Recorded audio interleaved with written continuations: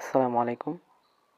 স্বাগতম সবাইকে বোটানির ষষ্ঠ অধ্যায় ব্রায়োফাইটা ও টেরিডোফাইটা চ্যাপ্টারে।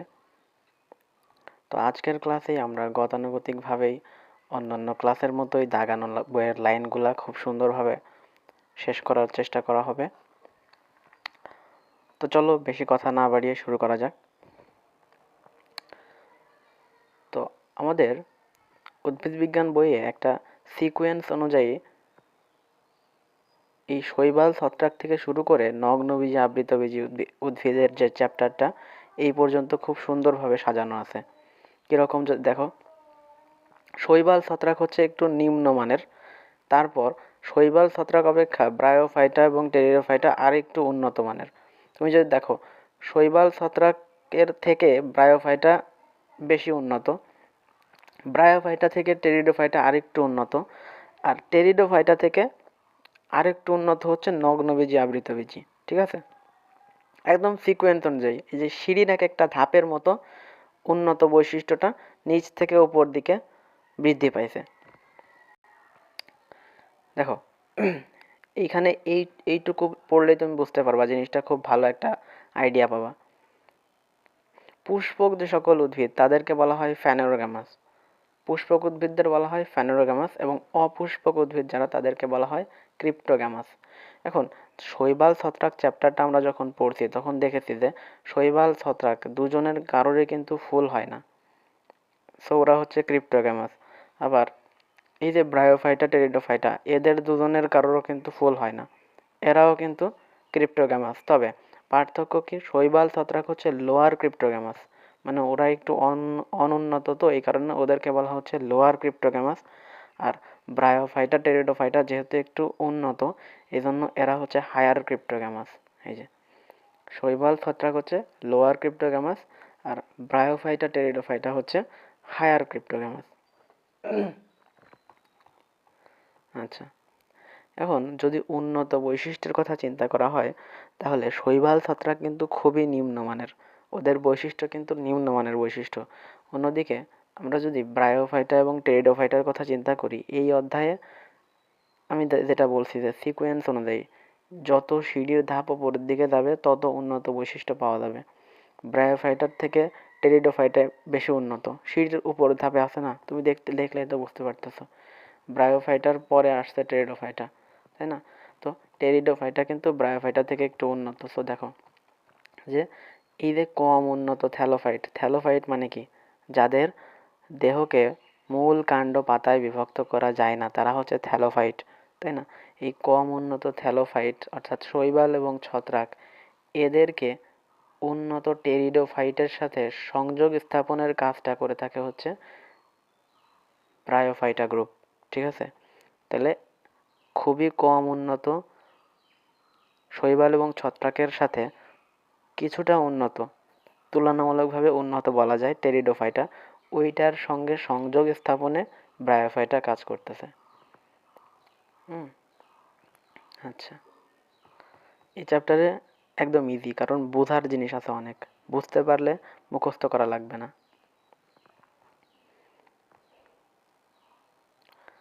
তো ব্রায়োফাইটা বা মশ বর্গীয় উদ্ভিদ, ব্রায়োফাইটাদের বলা হয় মশ বর্গীয় উদ্ভিদ এবং টেরিডোফাইটাদের বলা হয়ে থাকে হচ্ছে ফার্নবর্গীয় উদ্ভিদ, তাই না?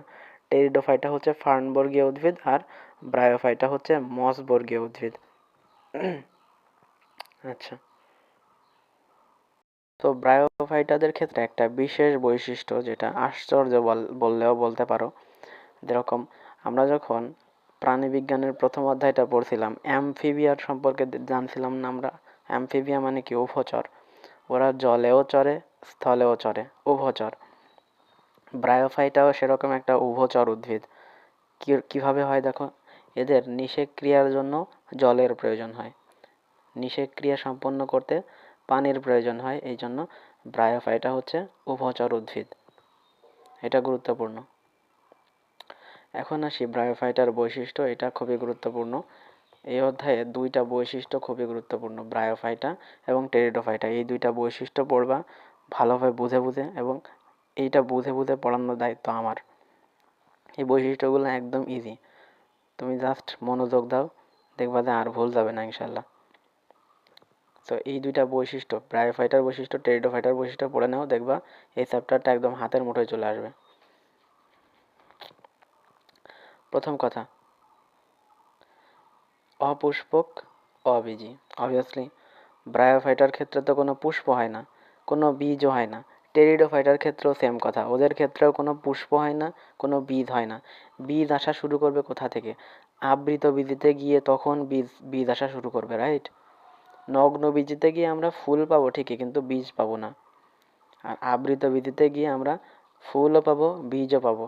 তার আগে কিন্তু কোনোভাবেই বীজ এবং ফুল পাওয়া সম্ভব না। সো শৈবাল, ছত্রাক, ব্রায়োফাইটা, টেরিডোফাইটা সবার ক্ষেত্রে একই কথা, সবাই অপুষ্পক এবং অবীজী। হুম। দেহ গ্যামিটোফাইট, হ্যাঁ এইটা সম্পর্কে যদি বলি, কারা কারা গ্যামিটোফাইট বা হ্যাপ্লয়েড? এই যে হ্যাপ্লয়েড আর গ্যামিটোফাইট একই কথা। শৈবাল, ছত্রাক, ব্রায়োফাইটা, এই তিনজনই হচ্ছে গ্যামিটোফাইট অর্থাৎ হ্যাপ্লয়েড দেহ। শৈবাল, ছত্রাক, ব্রায়োফাইটা এই তিনজনই হচ্ছে হ্যাপ্লয়েড।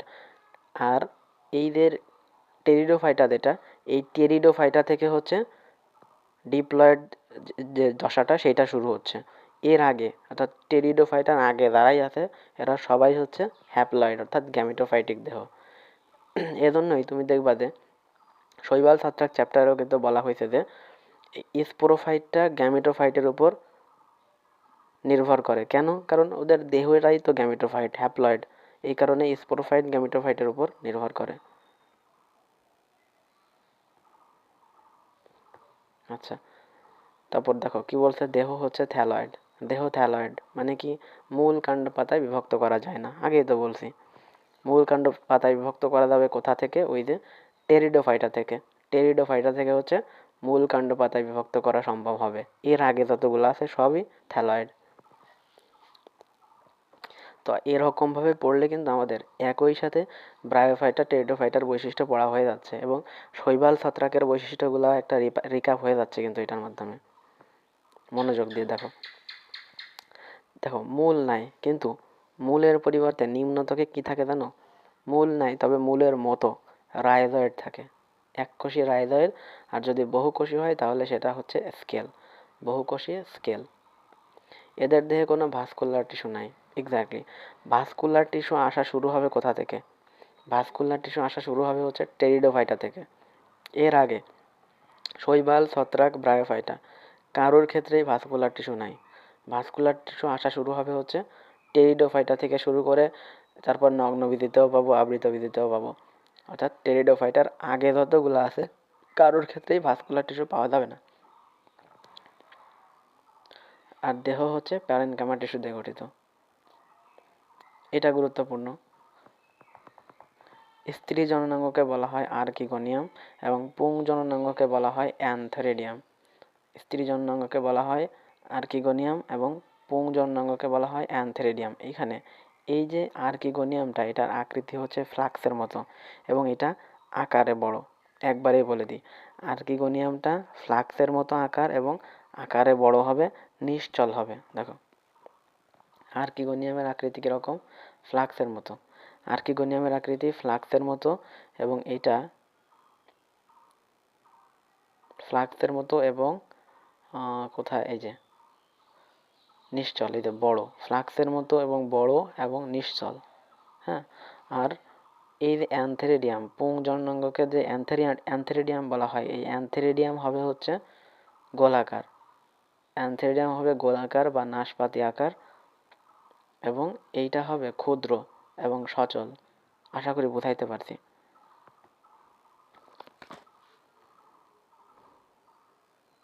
এবং এদের যে যৌন জনন সেটা হচ্ছে ও গ্যামাস প্রকৃতির। এখন ও গ্যামাস জিনিসটা কি, এটা আগে তোমাকে বোঝাই। এই জননটা তিন ধরনের হইতে পারে, একটা হচ্ছে আইসোগ্যামাস, অ্যানাইসোগ্যামাস, আর একটা হচ্ছে ও গ্যামাস। যখন আমরা শৈবাল ছত্রাক পড়ছিলাম তখন কিন্তু আমি এটা দেখাইছি। তো যারা ক্লাসটা করে আসছো তারা এটা আশা করি জানো, কনসেপ্টটা মাথায় আছে। তবু আমি আরেকবার বলি, ও গ্যামাস জিনিসটা কি। আইসোগ্যামাস কখন হতো? মনে করো দুইটাই, হ্যাঁ, দুইটা জনন কোষই যদি সেম সেম হয়, অর্থাৎ পুং জনন কোষ, স্ত্রী জনন কোষ, দুইটা যদি সেম সেম আকার এবং আকৃতিতে যদি সেম সেম হয়, তাহলে সেটা হচ্ছে আইসোগ্যামাস। আর যদি দেখা যায় যে আকৃতি একই থাকলেও আকারে ভিন্নতা দেখা যাচ্ছে, তাহলে সেক্ষেত্রে যেহেতু একটার থেকে আরেকটার আকারের ভিন্নতা, এই জন্য এটাকে বলা হয় অ্যানাইসোগ্যামাস। একই গোত্রীয় না, সমগোত্রীয় না, একই রকম না। আর যখন দেখা যায় যে আকারেও ভিন্নতা দেখা যাচ্ছে, আকৃতিতেও ভিন্নতা দেখা যাচ্ছে, যেমন আমরা দেখছি এটার ক্ষেত্রে আর্কিগোনিয়াম কীরকম হচ্ছে ফ্লাক্সের মতো, আবার অ্যানথেরিডিয়াম হচ্ছে গোলাকার, তাহলে এইখানে একটা ভিন্নতা। আবার আর্কিগোনিয়াম হচ্ছে বড় আকার, অন্যদিকে অ্যানথেরিডিয়াম হচ্ছে ক্ষুদ্র আকার, তাহলে দুইটাই কিন্তু ভিন্নতা, আকারেও ভিন্নতা, আকৃতিতেও ভিন্নতা, এই জন্য এটা হচ্ছে ওগ্যামাস প্রকৃতির। হ্যাঁ, আচ্ছা, এটুকু বোঝা গেল। এবার আসি শুক্রাণু দ্বি ফ্লাজেলা বিশিষ্ট, এইটা আসি। আচ্ছা, আমরা নগ্নবীজি আবৃতবীজি চ্যাপ্টারটা যারা পড়েছো তারা জানো, নগ্নবীজি পড়ার সময় দেখবা যে সাইকাস সম্পর্কে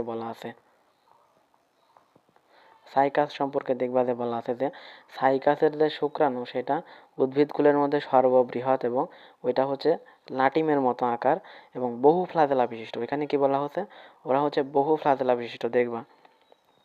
আর এইখানে দেখো, এই যে ব্রায়োফাইটার শুক্রাণু কীরকম, দ্বি ফ্লাজেলা বিশিষ্ট। ফ্লাজেলা থাকার কারণেই কিন্তু সচল হয়। আর এই যে ব্রায়োফাইটার যে শুক্রাণু, সে সচল নাকি নিশ্চল বলো তো? সচল। কেন সচল? কারণ তার ক্ষেত্রে ফ্লাজেলা আছে, এই কারণে। আর আমি যেটা বলছি যে এটা ওয়ার্ক করে কীরকম, সিঁড়ির মতো, এক একটা সিঁড়ির মতো, তুমি যত উপরের ধাপে যাবা তত উন্নত বৈশিষ্ট্য পাবা। দেখো, ব্রায়োফাইটা কিন্তু নগ্নবীজ আবৃত বীজের থেকে নিম্ন নিম্ন সিঁড়িতে রয়েছে। আমাদের চ্যাপ্টারগুলা কিন্তু ওইভাবেই সাজানো হয়েছে, আবুল হাসান স্যার কিন্তু ওইভাবেই সাজাইছেন, বা আমাদের কারিকুলামটাই ওইভাবে সাজানো যে চ্যাপ্টারগুলা অনুন্নত বৈশিষ্ট্য থেকে উন্নত বৈশিষ্ট্য এই পালাক্রমে আবর্তিত হবে, এরকম সাজানো এটা। তো দেখো, ওদের ক্ষেত্রে বহু ফ্লাজেলা পাওয়া যাবে, যেটা ওদের উন্নত বৈশিষ্ট্য, অন্যদিকে এদের ক্ষেত্রে দুইটা ফ্লাজেলা, দ্বি ফ্লাজেলা পাওয়া যাচ্ছে শুক্রাণুতে। হ্যাঁ, ব্রায়োফাইটাদের ক্ষেত্রে। আশা করি মনে থাকবে। জলীয় মাধ্যমের প্রয়োজন হয়। কেন জলীয় মাধ্যমের প্রয়োজন হয়? ওই যে নিষেক ক্রিয়া, তাই না? নিষেকের জন্য জলীয় মাধ্যমের প্রয়োজন হয়, এই কারণেই তো ব্রায়োফাইটার হচ্ছে উভচর, রাইট? এই যে চলে আসছে সেই কথাটা, যে স্পোরোফাইট গ্যামিটোফাইটের ওপর পূর্ণ বা আংশিক নির্ভরশীল। কেন? কারণ এদের দেহটাই তো গ্যামিটোফাইট, এই জন্য স্পোরোফাইট গ্যামিটোফাইটের উপর নির্ভর করে। ঠিক আছে, শৈবাল ছত্রাকের ব্যাপারেও একই কথা প্রযোজ্য। এবং স্পোরোফাইট সর্বদাই গ্যামিটোফাইটের সাথে সংযুক্ত থাকে।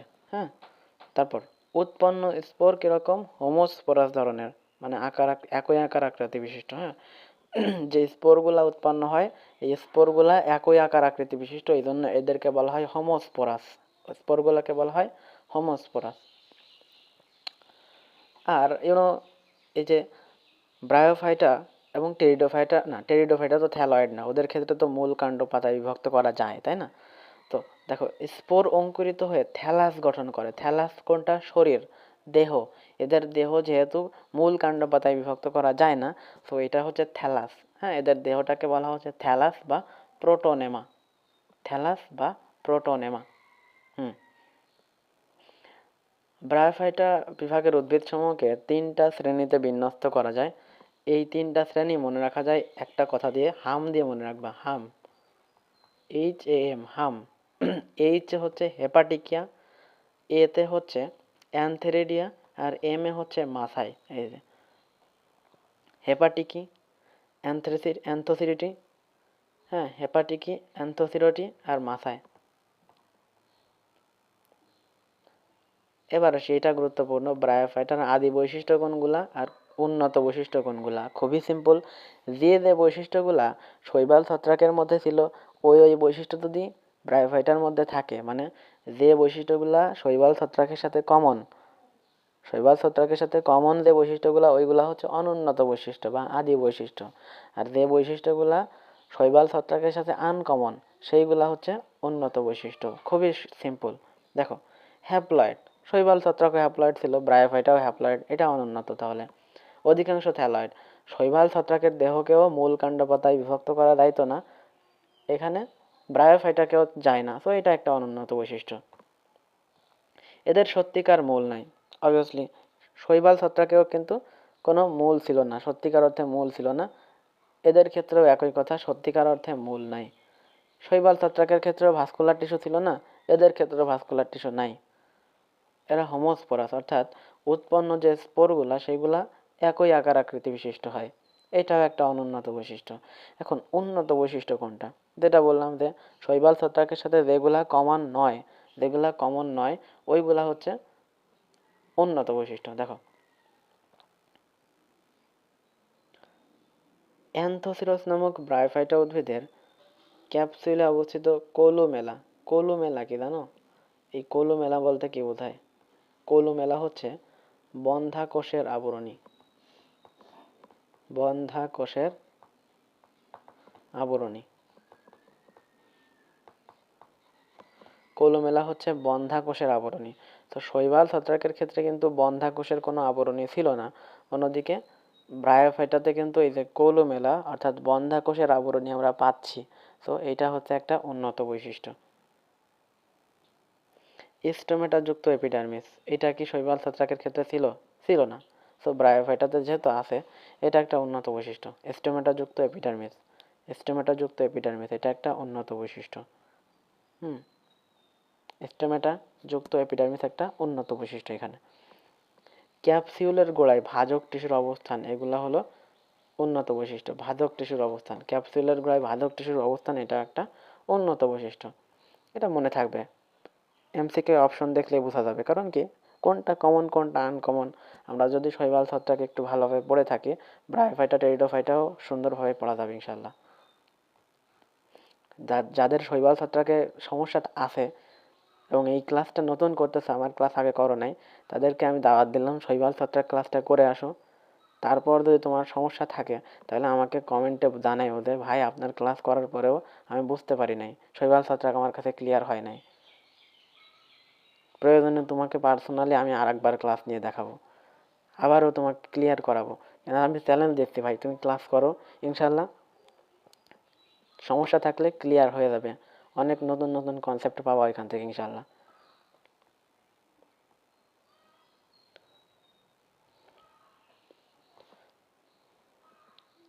তো এখানে আসি, ব্রায়োফাইটা উভচর উদ্ভিদ। আমরা জানি যে নিষেক ক্রিয়ার জন্য কিন্তু এদের পানির প্রয়োজন হয়। সো ব্রায়োফাইটা হচ্ছে একটা উভচর উদ্ভিদ। হ্যাঁ, ব্রায়োফাইটাকে এই কারণে উভচর বলা হয়। একটা জেনাস সম্পর্কে জানি ব্রায়োফাইটার, সেটা হচ্ছে রিকশিয়া। রিকশিয়া। আমরা দেখেছি যে ব্রায়োফাইটসদের ক্ষেত্রে তিনটা শ্রেণীতে ভাগ করা যায়।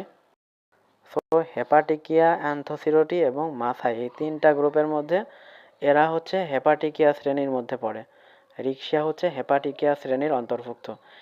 এই হেপা, তুমি জানো, আমি আমার অন্য অন্য ক্লাসেও বলেছি যে দেখো এই যে হেপা, হেপা শব্দ দ্বারা কোনটিকে ইন্ডিকেট করে জানো? হেপা দ্বারা যকৃৎ কোষকে ইন্ডিকেট করে। যেমন তুমি দেখছো যে হেপাটাইটিস, ওইটাও কিন্তু যকৃতের একটা ক্যান্সার হেপাটাইটিস দ্বারা, তাই না? তারপর হেপাটিক সাইজোগনি, ওইটাও কিন্তু যকৃৎ সাইজোগনি। হেপা যেখানে পাবা বুঝবা যে এটা যকৃৎকে ইন্ডিকেট করতেছে। তো হেপাটিকিয়া শ্রেণীর যে সদস্য তারা লিভারওয়ার্ড অর্থাৎ যকৃতের মতো হইতে, যকৃতের মতো দেখতে হওয়ার কারণে এদের যে থ্যালাসটা এটা যকৃতের মতো দেখতে হওয়ার কারণে হেপাটিকিয়া বা লিভারওয়ার্ড বলা হয়ে থাকে। হ্যাঁ, রিকশিয়া বর্ষাকালে অধিক জন্মায়। কেন? এটা কি মুখস্থ করবা যে কখন বেশি জন্মায়? বর্ষাকালেই তো বেশি জন্মাবে, কারণ এটা একটা ব্রায়োফাইট। রিকশা একটা বড় ব্রায়োফাইট, আর ব্রায়োফাইট কি হয়? উভচর, নিষেক ক্রিয়ার জন্য তো তাদের জলের প্রয়োজন, বর্ষাকালেই তো তাদের ভালো হবে, তাই না? আচ্ছা, শনাক্তকারী বৈশিষ্ট্য। ব্রায়োফাইটার শনাক্তকারী বৈশিষ্ট্য যা, রিকশিয়ার শনাক্তকারী বৈশিষ্ট্যও তাই। এই দেখো, উদ্ভিদদেহ গ্যামেটোফাইটিক, থ্যালয়েড অর্থাৎ মূল কাণ্ড পাতায় বিভক্ত করা যায় না। থ্যালাস সবুজ, কেন সবুজ? কারণ ফটোসিনথেসিস হয় এই কারণে। সাহিত্য চ্যাপ্টা বিষমপৃষ্ঠ, থ্যালাস ব্যাঘ্র শাখা বিশিষ্ট এবং প্রতি শাখার মাথায় খাদযুক্ত। এই যে কিংডম প্ল্যান্টটি গ্রেড হচ্ছে ব্রায়োফাইটা ক্লাস হেপাটিকিয়া। হ্যাঁ, এই সেম সেম। স্ত্রীজননাঙ্গকে বলা হয় আর্কিগোনিয়াম, পুংজননাঙ্গকে বলা হয় অ্যানথেরিডিয়াম, আর হচ্ছে স্পোরোফাইট হোমোস্পোরাস ধরনের, অর্থাৎ সব স্পোর একই রকমের। সেম ভাই, সেম। আর্কিগোনিয়াম দেখতে হচ্ছে ফ্লাক্সের মতো এবং অ্যানথেরিডিয়াম দেখতে হচ্ছে গোলাকৃতির, নাশপাতি আকৃতির এরকম, বা ডেম্বাকার বা বেলুন আকার, যে কোনো একটা। আচ্ছা, রিকশিয়া গ্যামেটোফাইটিক উদ্ভিদ অর্থাৎ হ্যাপ্লয়েড। এদের দেহ থ্যালয়েড অর্থাৎ দেহকে মূল কাণ্ড পাতায় বিভক্ত করা যায় না। সাধারণত কতগুলা রিকশিয়া যখন একসাথে একত্রে অবস্থান করে তখন গোলাপের পাপড়ির মতো গোলাকার চক্র করে অবস্থান করে, অবস্থাকে বলা হয় রোজেট। এইটা সম্পর্কে একটু বলি। আমি যে উপরের লাইনগুলো দ্রুত দ্রুত কেন চলে গেলাম, কারণ এটা আমরা আগেই পাইছি। ব্রায়োফাইটার বৈশিষ্ট্য যখন পড়তেছিলাম তখন এটা ক্লিয়ার হয়ে গেছে। সেম সেম কথা, এই জন্য আর বলার দরকার নেই, তোমরাও এটা বুঝতে পারতেছো। আচ্ছা, এর রোজেট সম্পর্কে একটু বলি। মনে আছে আমরা যখন ছত্রাক পড়ছিলাম তখনও কিন্তু এরকম একটা ধারণা ছিল যে ওইখানে একটা লাইন আছে, ওইখানে ছিল কি ফেইরি রিংস বলতে একটা কথা ছিল, ফেইরি রিং। ওইটাকে বাংলায় বলা হয়েছিল পরিচক্র। যে অনেকগুলা ছত্রাক যখন একই সাথে একটা গোলাকার একটা চক্রের মতো অবস্থান করে তখন সেটাকে পরিচক্র বলা হয়, ফেইরি রিংসের মতো দেখা যায়, আংটির মতো, তাই না? তো এইখানেও সেরকম, যে অনেকগুলা ব্রায়োফাইট সদস্য যখন একসাথে থাকে, রিকশিয়া যখন থ্যালাস একত্রে গোলাপের মতো পাপড়ির মতো দেখায় তখন এটাকে রোজেট বলে। হুম। রিকশিয়ার অভ্যন্তরীণ গঠন অর্থাৎ থ্যালাসের প্রস্থচ্ছেদ করলে কি কি পাওয়া যাবে? তিনটা অঞ্চল পাওয়া যাবে। একটা হচ্ছে একদম ওপরের যে অঞ্চলটা, উপরের পৃষ্ঠ, ওইটা হচ্ছে আত্তীকরণ অঞ্চল বা সালোক সংশ্লেষণ অঞ্চল বা ফটোসিনথেটিক অঞ্চল, প্রথম অঞ্চলটা। দ্বিতীয় অঞ্চল, আমরা যদি এরকম একটু কল্পনা করি, এইটা মনে করো প্রস্থচ্ছেদের অংশটা, এর যে ফার্স্ট পার্টটা এইখানে হবে হচ্ছে আত্তীকরণ, সেকেন্ড পার্ট যেটা দ্বিতীয় ধাপ এইখানে হবে হচ্ছে সঞ্চয় অঞ্চল, আর লাস্টের যে পার্টটা এটা মূলের মতো কাজ করবে, কাইন্ড অফ নিম্নত্বক এটাকে বলে, নিম্নত্বক। হ্যাঁ, একদম নিচের অংশটা হচ্ছে নিম্নত্বক, এটা উদ্ভিদের মূলের মতো একটা অংশ। যাই হোক, রাইজোয়েড বা স্কেল এখানে পাওয়া যাবে।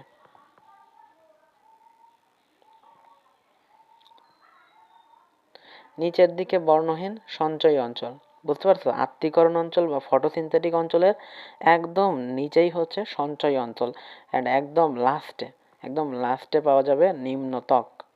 ঠিক আছে?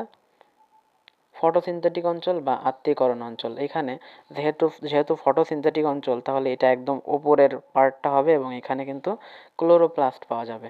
এই যে ক্লোরোপ্লাস্ট যুক্ত আত্তীকরণ সূত্র, যেহেতু সালোক সংশ্লেষণ হবে তাই ক্লোরোপ্লাস্ট পাওয়া যাবে। Very simple calculation. আচ্ছা, এইখানে একটু চিত্র থেকে একটু দেখায়, দেখো এইটা হচ্ছে প্রস্থচ্ছেদ নেওয়া হয়েছে। দেখো এই যে উপরের পার্ট, এই যে উপরের পার্টে এইটা একটু বড় করে দেখানো হয়েছে, তো এই যে এটা মনে করো উপরের পার্ট দেখা হয়েছে, এখানে কিন্তু এই যে ক্লোরোপ্লাস্ট থাকে ফটোসিনথেসিসের জন্য। দেখো এই যে ক্লোরোপ্লাস্ট আছে, বাট তুমি যদি একদম ওপরে একটু লক্ষ্য করো, এই যে একদম ওপরের দিকে লক্ষ্য করো, এইখানে কিন্তু এই যে লাইনটা, এইখানে কিন্তু কোনো ক্লোরোপ্লাস্ট নাই, সাদা অংশ। যদিও এটা ফটোসিনথেটিক স্তর, মানে একদম উপরের পৃষ্ঠ, যেখানে ফটোসিনথেসিস হয় প্রথম পৃষ্ঠটা, তবুও এই ফটোসিনথেটিক স্তরেই কিন্তু সাদা একটা অঞ্চল আমরা পাবো, যেখানে এই যে এই সাদা অঞ্চলটা অর্থাৎ স্বচ্ছ যে অঞ্চলটা, এইটা কি জানো? এইটা হচ্ছে কাইন্ড অফ আবরণ গঠন করে, ঊর্ধ্বত্বক গঠন করে। এই যে থ্যালাসের উপরিভাগে একটা অসম্পূর্ণ ঊর্ধ্বত্বক গঠন করে, এইটাই হচ্ছে এই বর্ণহীন একসারি কোষ দিয়ে ঊর্ধ্বত্বক গঠিত হয়। এই জন্য এখানে ক্লোরোপ্লাস্ট নাই। এবারে সঞ্চয়ী অঞ্চল, সঞ্চয়ী অঞ্চল দ্বিতীয় যে লেয়ারটা ওইটা হচ্ছে সঞ্চয়ী অঞ্চল। কি সঞ্চয় করবে? যেহেতু ফটোসিনথেসিস হয়, যেহেতু সালোক সংশ্লেষণ হয়, সালোক সংশ্লেষণ হলে কি হয়? শর্করা উৎপন্ন হয়, সঞ্চিত রাখে কি? স্টার্চ বা শ্বেতসার সঞ্চিত রাখে। খুবই সিম্পল, শ্বেতসার সঞ্চিত রাখে। হুম। আচ্ছা, অ্যান্ড নিম্নত্বক, যেটা আমি বলছি নিম্নত্বক কিসের মতো কাজ করে? নিম্নত্বকটা কাজ করে হচ্ছে মূলের মতো কাইন্ড অফ। কিন্তু ব্রায়োফাইটার ক্ষেত্রে কি মূল আছে? মূল নাই। বৈশিষ্ট্যের মধ্যে আমরা কি পড়ছিলাম? মূল নাই, তবু মূলের মধ্যে মূলের একটা কমপ্লিমেন্টারি রূপে কি উপস্থিত থাকে? রাইজয়েড, এককোষী রাইজয়েড উপস্থিত থাকে, অথবা বহুকোষী স্কেল বা শল্ক উপস্থিত থাকে। নিম্নতকে এককোষী রাইজয়েড অথবা বহুকোষী স্কেল উপস্থিত থাকে। এই রাইজয়েড আবার দুই প্রকার হতে পারে, মসৃণ, অমসৃণ। বোঝা যাচ্ছে তো? আচ্ছা, অঙ্গজনন। সো অঙ্গজননের ক্ষেত্রে অগ্রভাগে হয় হচ্ছে গিমা এবং উপরিভাগে, থ্যালাসের উপরিভাগে হয় হচ্ছে টিউবার। এটা দেখো, টিউবার এই বানানটা যদি তুমি একটু লক্ষ্য করো, এই যে টিউব, ইউবি, ইউবি দিয়ে মনে রাখবা আপ, ওপরের দিকে। হ্যাঁ, থ্যালাসের ওপরের দিকে হয় টিউবার এবং রাইজয়েডের অগ্রভাগে গিমা তৈরি হয় অঙ্গজননের ক্ষেত্রে। যৌন জনন, যৌন জননে ওই যে পুংজননাঙ্গকে বলা হয় অ্যান্থেরিডিয়াম আর স্ত্রী জননাঙ্গকে আর্কিগোনিয়াম, এটা আমরা আগে থেকেই জানি। আর দ্বিফ্লাজেলা যুক্ত শুক্রাণু, আর স্পোরগুলা হয় হচ্ছে হোমোস্পোরাস ধরনের। ব্যাস এইটুকুই। আর এইখান থেকে এইটুকু গুরুত্বপূর্ণ যে রিক্সিয়া উদ্ভিদের গুরুত্ব, রিক্সিয়া উদ্ভিদের গুরুত্ব এটা গুরুত্বপূর্ণ। দেখো যে এই রিক্সিয়াটা পরিবেশ দূষণের সূচক হিসেবে কাজ করে, পরিবেশ দূষণের সূচক হিসেবে রিক্সিয়া কাজ করে থাকে।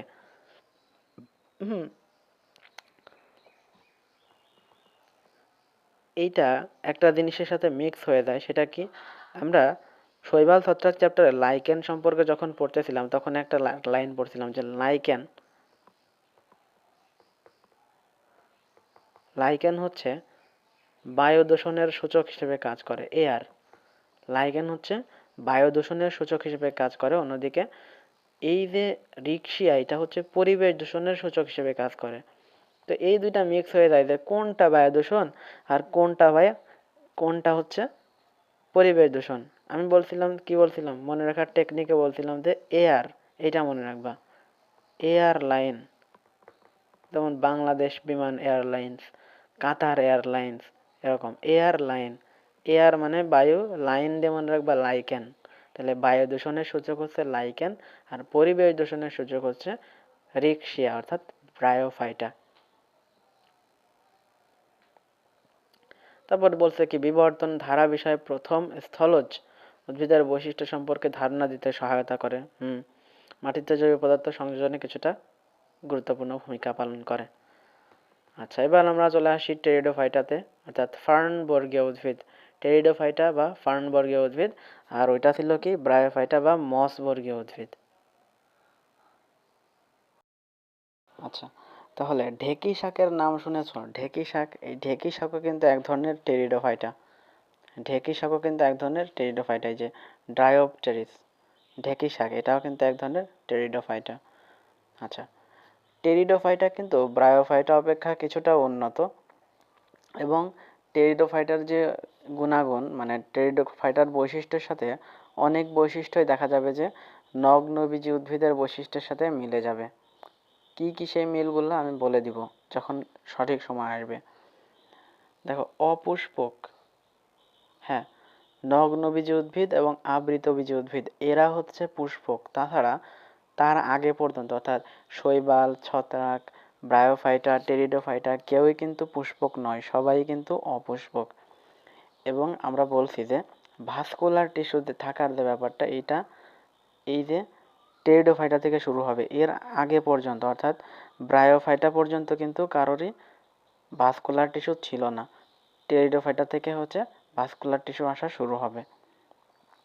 আচ্ছা, এখন একটা জিনিস বলে দিই যে কি কি জিনিস আমরা টেরিডোফাইটা থেকে পাবো। আচ্ছা না থাক, বৈশিষ্ট্য যখন পড়বো আমরা ওইখান থেকে দেখব, এখন দরকার নেই।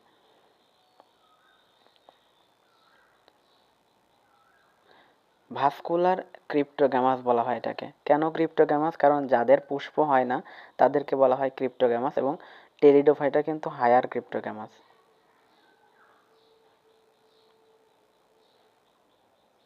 টেরিডোফাইটা বিভাগের অন্তর্ভুক্ত উদ্ভিদসমূহকে টেরিডোফাইটস বলা হয়।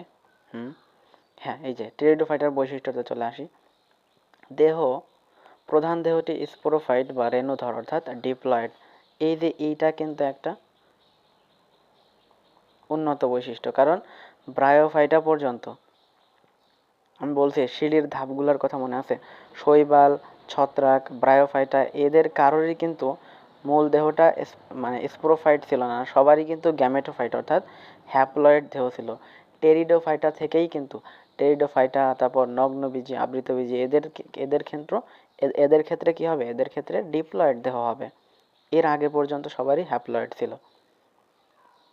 তো এটাকে এই ধাপ অনুসারে মনে রাখবা, তাহলে ব্রেইনের উপর প্রেশার খুব কম হবে, এটা মনে রাখতে কঠিন হবে না।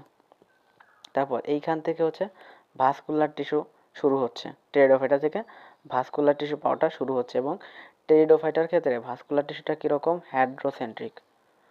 টিস্যু ও টিস্যুতন্ত্র চ্যাপ্টার দ্বারা পড়তো জানো তো। টেরিসের টেরিসের যে ভাস্কুলার বান্ডাল কীরকম হয়, হ্যাড্রোসেন্ট্রিক হয় না,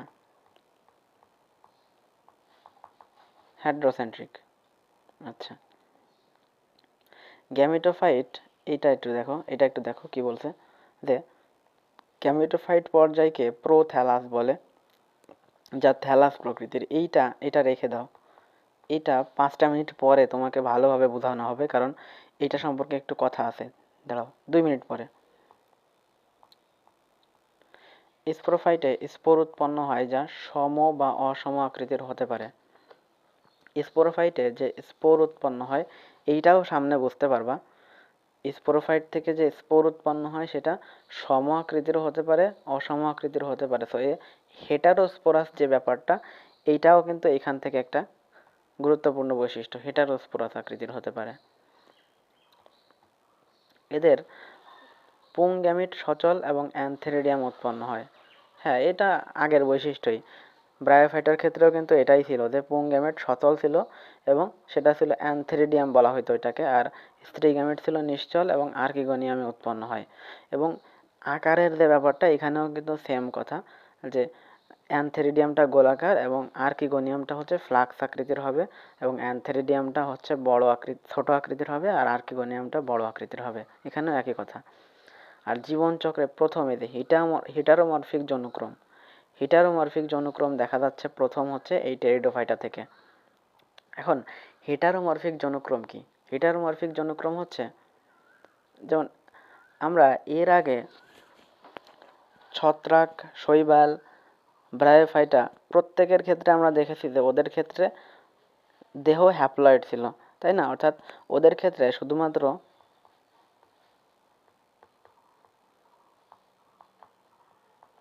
গ্যামিটোফাইটিক দশা দেখা যাইত, রাইট? শৈবাল, ছত্রাক এবং ব্রায়োফাইটার ক্ষেত্রে কিন্তু শুধুমাত্র গ্যামিটোফাইটিক দশা দেখা যাইত। কিন্তু এই টেরিডোফাইটার ক্ষেত্রে এমনই জিনিস যে এদের ক্ষেত্রে ডিপ্লয়েড দেহ দেখা যাচ্ছে। তবে যৌনুক্রমের কথা যেহেতু বলছে, দেখো যৌনুক্রম বলতে কি বোঝায়, যে প্রথমত এই যে প্রোথ্যালাসের কথা বলছে না, এই যে প্রোথ্যালাসের কথা বলছে না, গ্যামিটোফাইটিক পর্যায়ে কিন্তু এদের থাকে, কিন্তু খুবই সংক্ষিপ্ত। টেরিডোফাইটার ক্ষেত্রে কিন্তু গ্যামিটোফাইটিক পর্যায়েও থাকে, তবে সেটা খুবই সংক্ষিপ্ত একটা পর্যায়। ব্যাপারটা কীরকম হয়, এইটা একটা বক্স, এটা মনে করো হচ্ছে গ্যামিটোফাইটিক পর্যায়, আর এটা হচ্ছে আরেকটা বক্স, এটা হচ্ছে স্পোরোফাইটিক পর্যায়। এইখানে হ্যাপ্লয়েড, এইখানে ডিপ্লয়েড, বুঝতে পারতেছো? এই যে এই অবস্থায় যখন থাকে, হ্যাপ্লয়েড অবস্থায় যখন থাকে, সাধারণত তুমি জানো যে টেরিডোফাইটার দেহটা হ্যাপ্লয়েড হয় না, এদের দেহটা স্পোরোফাইট অর্থাৎ ডিপ্লয়েড হয়। তবে জীবনের একদম শুরুর দিকে, ঠিক আছে, জীবনের অতি ক্ষুদ্র একটা সময়ব্যাপী এর দেহটা হ্যাপ্লয়েড থাকে, অর্থাৎ গ্যামিটোফাইট থাকে। হ্যাঁ, এই অবস্থায় এর শরীরটাকে বলা হয় প্রোথ্যালাস। এই অবস্থায় এর শরীরটাকে বলা হয় প্রোথ্যালাস অবস্থা। অর্থাৎ থ্যালাস প্রকৃতির। পরবর্তীতে কিন্তু আমি বলছি এটা হচ্ছে সংক্ষিপ্ত পর্যায়, পরবর্তীতে আনুষ্ঠানিকভাবে কিন্তু ও ডিপ্লয়েডই হয়ে যায়।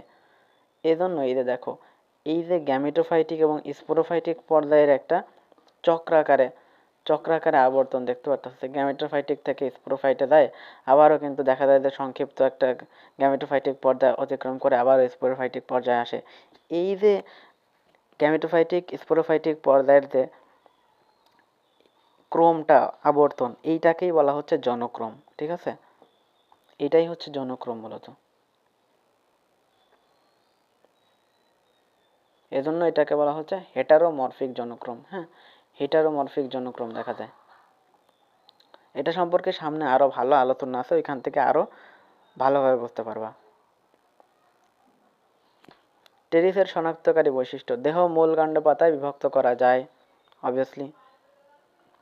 কাণ্ড রাইজমে রূপান্তরিত হয় এবং এই রাইজম যেটা কাণ্ড যে রাইজমে রূপান্তরিত হয় এই রাইজমটা র্যামেন্টা বা শল্কপত্র দিয়ে আচ্ছাদিত থাকে। রাইজম র্যামেন্টা নামক শল্কপত্র দিয়ে আচ্ছাদিত থাকে। পাতা এই যে এইখান থেকে এই জিনিসগুলো হচ্ছে আমাদের নগ্নবীদের সাথে সাদৃশ্যপূর্ণ। কি কি? যে কচি পাতাগুলা কুণ্ডলিত অবস্থায় থাকে, অর্থাৎ সাইকাসের বৈশিষ্ট্য যখন আমরা পড়ছিলাম যে সাইকাসের কচি পাতার ভার্নেশন সার্সিনেট ধরনের, অর্থাৎ কচি পাতা কুণ্ডলিত অবস্থায় থাকে। এদের ক্ষেত্রেও সেম কথা।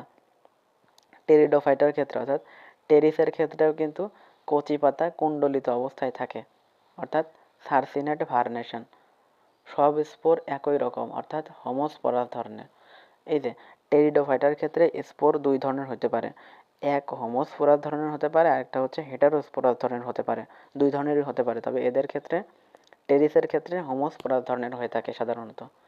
টেরিসের ক্ষেত্রে হোমোস্পোরাস ধরনের হতে পারে। দেখো দেখো স্পোরটা হোমোস্পোরাস ধরনেরও হতে পারে, হেটারোস্পোরাস ধরনেরও হতে পারে। টেরিসের ক্ষেত্রে আমরা হোমোস্পোরাস দেখতে পাই। হ্যাঁ, টেরিস প্রজাতির ক্ষেত্রে আমরা হোমোস্পোরাস ধরন দেখতে পাই। আচ্ছা,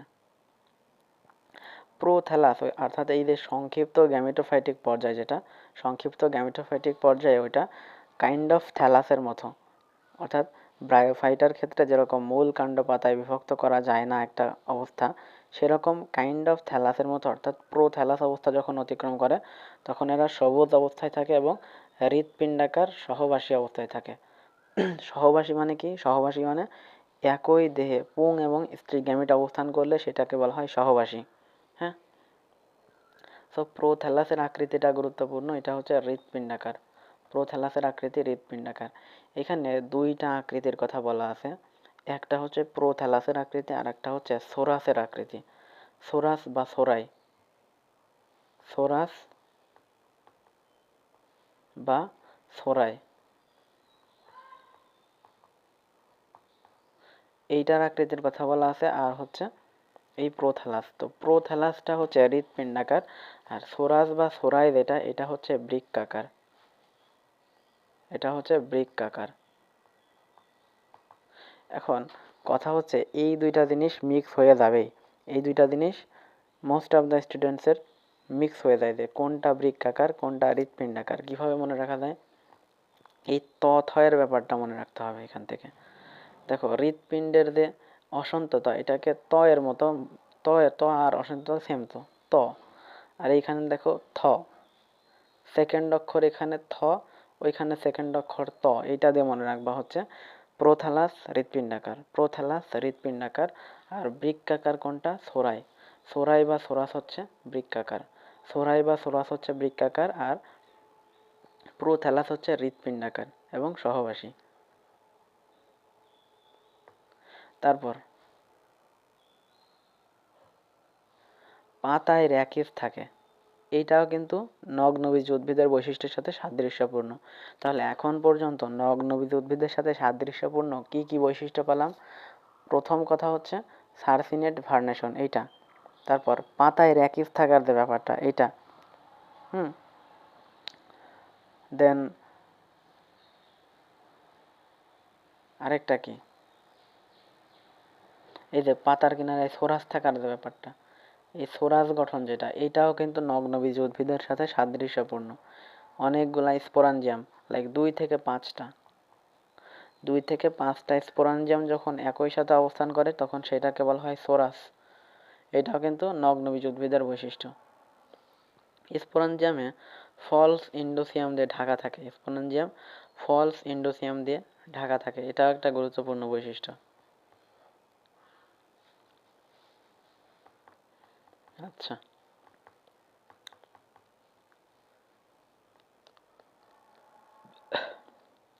টেরিস উদ্ভিদ সানফার্ন নামে পরিচিত। টেরিস উদ্ভিদ সানফার্ন নামে পরিচিত। এখান থেকে একটা জিনিস মনে রাখো, পাম ফার্ন। পাম ফার্ন যেটা, এটা কোনটা ছিল? পাম ফার্ন ছিল হচ্ছে সাইকাস। পাম ফার্ন হচ্ছে সাইকাস, আর সানফার্ন হচ্ছে টেরিডোফাইটা। ঠিক আছে, সানফার্ন হচ্ছে টেরিস আর পাম ফার্ন হচ্ছে সাইকাস।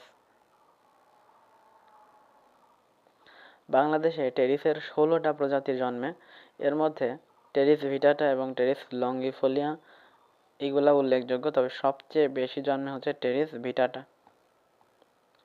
আবাসস্থল সাধারণত দেখা যায় যে গ্রাম অঞ্চলে লক্ষ্য করলে দেখবা যে সব, বা শহর অঞ্চলে ওটা আছে, দেখবা যে ইটের স্তূপের মধ্যে এই যে আমি যদি একটু ছবিটা দেখাই, এই যে এই ধরনের গাছ, ইটের স্তূপের মধ্যে দেখবা যে এই ধরনের গাছ তুমি দেখতে পারবা।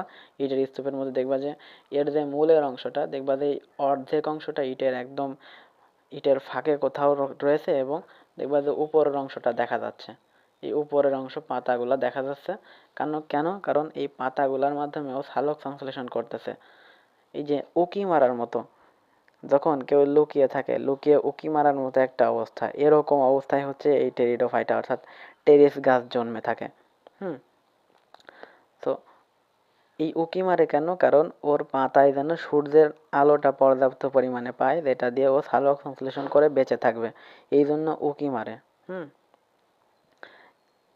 এই যে এই ব্যাপারটা যে ইটের স্তূপে অর্ধেক অংশ ইটের ভেতরে সাইডে থাকে, যেটা দেখা যায় না, আর অর্ধেক অংশ বাইরে থেকে অর্থাৎ বায়বীয় পরিবেশে দেখা যায়, এই কারণে এদেরকে বলা হয় অর্ধবায়বীয় বা সাব এরিয়াল। এই কারণে এদেরকে বলা হয় অর্ধবায়বীয় বা সাব এরিয়াল। টেরিসকে এই কারণে অর্ধবায়বীয় বা সাব এরিয়াল বলা হয়। ওকে, আচ্ছা। তো আমরা একটু এইখান থেকে এই গাছটার দিকে একটু লক্ষ্য করি, তাহলে অনেক কিছু বোঝা যাবে।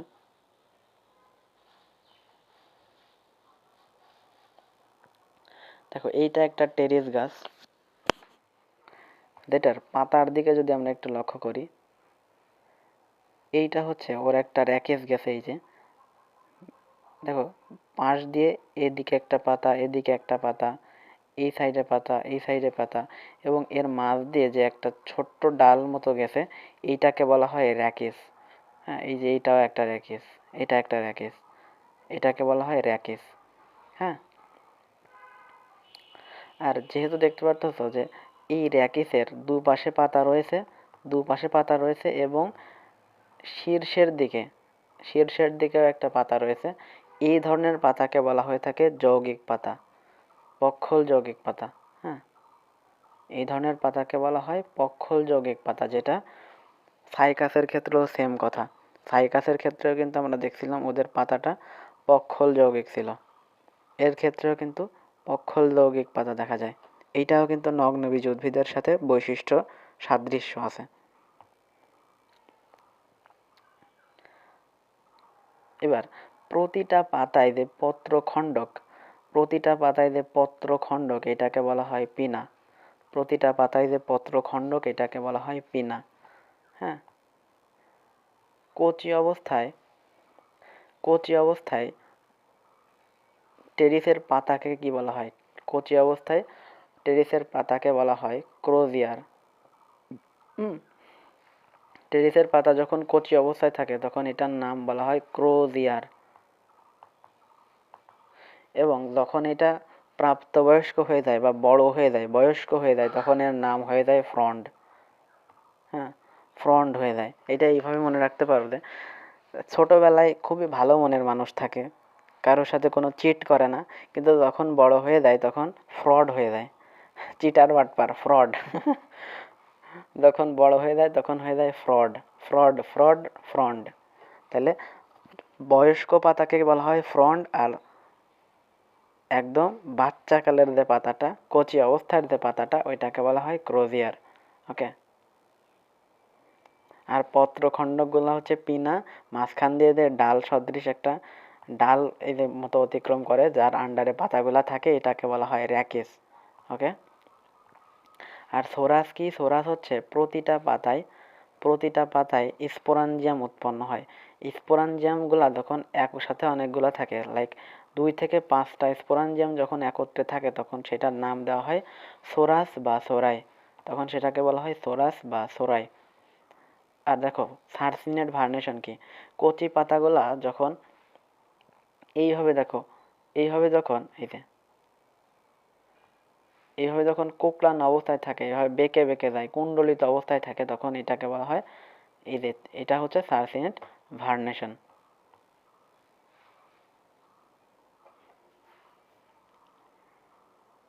আর কাণ্ড দেখো, কাণ্ড হচ্ছে রাইজোমে পরিণত হয়, যেটা র্যামেন্টা নামক শল্কপত্র দিয়ে আচ্ছাদিত থাকে। তো ছবি কিন্তু আমাদের অনেক কিছু বলে দিচ্ছে, চিত্রই কিন্তু আমাদের বলে দিচ্ছে অনেক কিছু। তাহলে টেরিসের উদ্ভিদ কিরকম? Mainly diploid. টেরিস উদ্ভিদ মেনলি ডিপ্লয়েড অর্থাৎ স্পোরোফাইটিক ধরনের। পাতা চিরসবুজ অর্থাৎ কখনোই পাতা ঝরে যায় না। যেমন তুমি যদি বিভিন্ন গাছের দিকে লক্ষ্য করো, দেখবা যে কিছু কিছু গাছের পাতা একটা নির্দিষ্ট সময়ে ঝরে যায়, আবারও হয় যদিও। আর কিছু কিছু গাছ আছে যাদের পাতা কখনো ঝরে যায় না, ওই সব গাছকে বলা হয়ে থাকে চিরসবুজ চিরসবুজ উদ্ভিদ, যাদের পাতা কখনো ঝরে না। আর যেসব উদ্ভিদের পাতা নির্দিষ্ট সময়ে ধরে যায়, যেমন বসন্তকালের আগে মুহূর্তে কিন্তু কিছু কিছু গাছের পাতা ঝরে যায় এবং বসন্তে সেটা নতুন পাতা দিয়ে আবারও সুশোভিত হয়ে ওঠে। এইটাই হচ্ছে পত্র ঝরা। যাদের পাতা ঝরে যায় তারা হচ্ছে পত্র ঝরা, আর যাদের পাতা ঝরে না তারা হচ্ছে চিরসবুজ। এবং তাহলে টেরিসেও কিন্তু চিরসবুজ উদ্ভিদ এবং পক্ষল যৌগিক পত্র থাকে। এদের ক্ষেত্রে ফার্নের পাতাকে বলা হয় ফ্রন্ট। হ্যাঁ, ফার্নের যে প্রাপ্তবয়স্ক পাতা সেটাকে বলা হয় ফ্রন্ট। আর যখন এটা দেখো, কুণ্ডলিত কচি পাতাকে বলা হয় ক্রোজিয়ার। কুণ্ডলিত কচি পাতাকে ক্রোজিয়ার বলা হয়। আর কুণ্ডলি পাকানো অবস্থায় এটাকে বলা হয়, কুণ্ডলি পাকানো অবস্থায় যখন থাকে তখন এটাকে বলা হয় সার্সিনেট ভার্নেশন। মুকুল অবস্থায়, কুণ্ডলি পাকানো অবস্থায় যখন থাকে তখন এটাকে বলা হয় সার্সিনেট ভার্নেশন। আর কুণ্ডলিত কচি পাতাকে বলা হয় কচি পাতা ক্রোজিয়ার। কচি পাতাকে বলা হয় ক্রোজিয়ার। প্রতিটা পত্র খণ্ডককে বলা হয় পিনা। এই যে যৌগিক পত্র, আমরা জানি পক্ষল যৌগিক পত্র দেখা যায় টেরিসের ক্ষেত্রে, এইখানেতে পত্রখণ্ডক দেখা যায়, এইটা হচ্ছে প্রতিটা পত্রখণ্ডককে বলা হয় পিনা। প্রতিটা পত্রখণ্ডককে কি বলা হয়? পিনা বলা হয়। ওকে।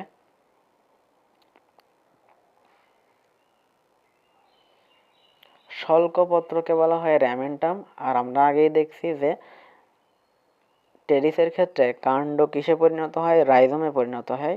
আর এই রাইজমকে হচ্ছে এই শল্কপত্র বা র্যামেন্টা এইটা আচ্ছাদিত করে রাখে বা ঘিরে রাখে। এই যে র্যামেন্টা হচ্ছে শল্কপত্রের অপর নাম। ওকে।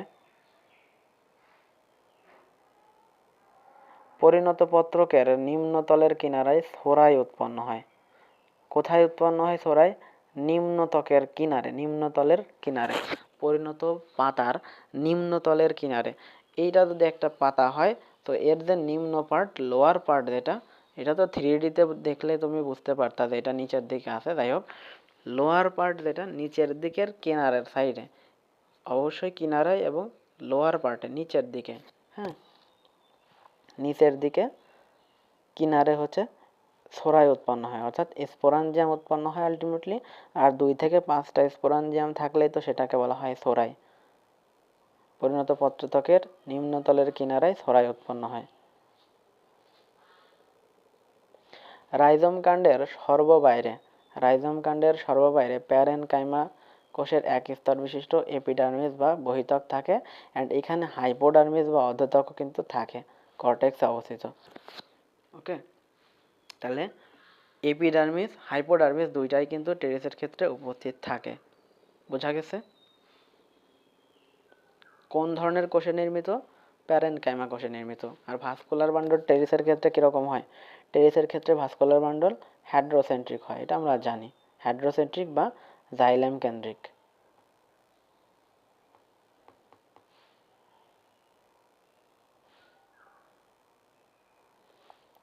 ওকে, তাহলে ভাস্কুলার বান্ডল হচ্ছে হেড্রোসেন্ট্রিক। উভয় ত্বকের মাঝখানে মেসোফিল স্তর বিদ্যমান। হ্যাঁ, পাতার যে ভিত্তি টিস্যু, পাতার ভিত্তি টিস্যুর নাম কি? মেসোফিল, তাই না? এটা নতুন কিছু না। পাতার ভিত্তি টিস্যুর নাম কি? মেসোফিল। Easy easy PG. আচ্ছা, এখানে মেসোফিলটা কিভাবে গঠিত হয় দেখো, স্পঞ্জি প্যারেনকাইমা এবং প্যালিসেড প্যারেনকাইমা। স্পঞ্জি প্যারেনকাইমা এবং প্যালিসেড প্যারেনকাইমা একত্রে মেসোফিল গঠন করে। ওকে, স্পঞ্জ প্যারেনকাইমা এবং প্যালিসেড প্যারেনকাইমা একত্রে মেসোফিল গঠন করে। আচ্ছা, টেরিসের জনন।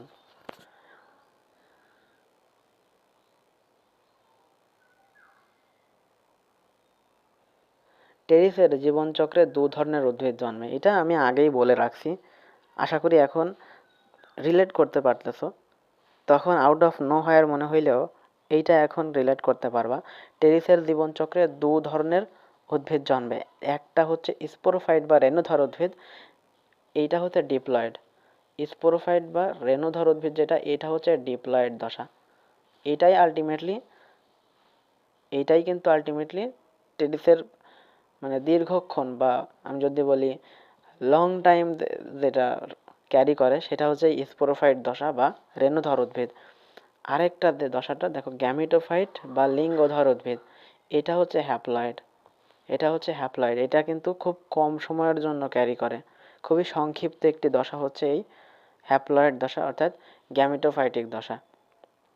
তো এই যে গ্যামিটোফাইটিক দশা আবার স্পোরোফাইটিক দশা, এইটার যে আবর্তন, এই জন্যই কিন্তু বলা হচ্ছে এটাকে জনুক্রম বলা হচ্ছে। এখানে কি দেখা যায়? হেটারোমরফিক জনুক্রম দেখা যায়। আশা করি এখন আরেকটু ভালোভাবে ক্লিয়ার হয়েছে। স্পোরোফাইটিক উদ্ভিদে অঙ্গজ এবং অযৌন উভয় ধরনের জনন প্রক্রিয়া ঘটে, আর গ্যামেটোফাইটিক যে উদ্ভিদ সেইখানে যৌন জনন প্রক্রিয়া ঘটে। বুঝতেই পারতেছ, গ্যামেট যৌন জনন, গ্যামেটোফাইটিক উদ্ভিদে কি হয়? যৌন জনন হয়। গ্যামেটোফাইটিক উদ্ভিদে যৌন জনন হয়, আর স্পোরোফাইটিক উদ্ভিদে অঙ্গজ এবং অযৌন জনন হয়। ক্লিয়ার?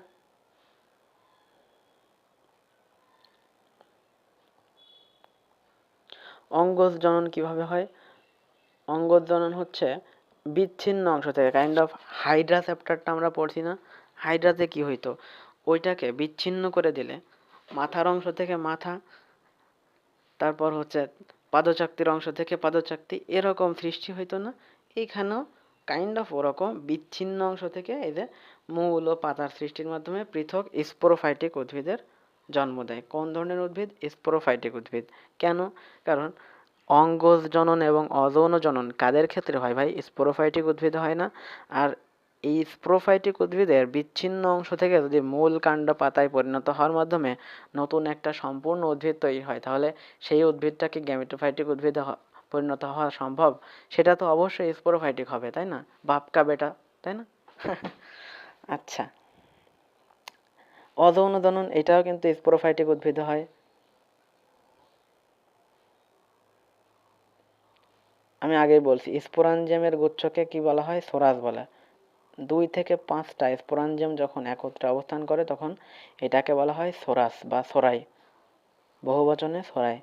প্রতিটা সোরাস দেখতে বাদামি বর্ণের এবং বৃক্কাকার। মনে আছে? একটু আগে বলছিলাম, টেকনিক দিছিলাম যে প্রোথ্যালাস হচ্ছে হৃৎপিণ্ডাকার আর সোরাস হচ্ছে বৃক্কাকার। প্রোথ্যালাস হচ্ছে হৃৎপিণ্ডাকার আর সোরাস হচ্ছে বৃক্কাকার।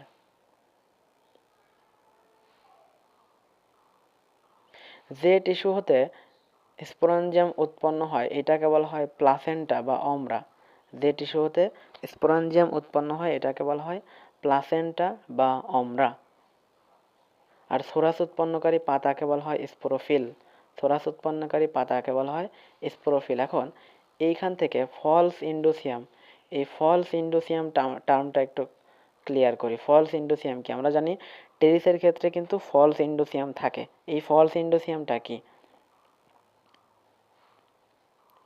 ফলস ইন্ডোসিয়াম হচ্ছে এই যে স্পোরাঞ্জিয়াম তো সৃষ্টি হওয়ার কথা, তাই না? স্পোরাঞ্জিয়ামগুলা যখন অনেকগুলা একসাথে থাকে, লাইক 2 থেকে 5টা, তখন সেটাকে আমরা সোরাই বলতেছি, তাই না? তখন এটাকে বলতেছি সোরাই। এখন পত্রক যখন এরকম কাইন্ড অফ বেঁকে যায়, পত্রক যখন কিছুটা বেঁকে থাকে, তখন এই যে সোরাইগুলা এইগুলা ঢাকা অবস্থায় থাকে।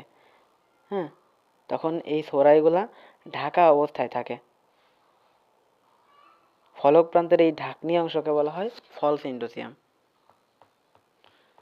এখানে কোনো চিত্র দেওয়া নাই আমাদের বইতে আলটিমেটলি। এটা কাইন্ড অফ হাতির সুরের মতো, এইরকম হাতির সুরের মতো থাকে বাঁকা অবস্থায়। হ্যাঁ, সো যখন সোরাইটা লোকায়িত অবস্থায় থাকে বা ঢাকা অবস্থায় থাকে তখন ওইটাকে বলা হয় ফলস ইন্ডোসিয়াম। এইটুকু মনে রাখো। আচ্ছা,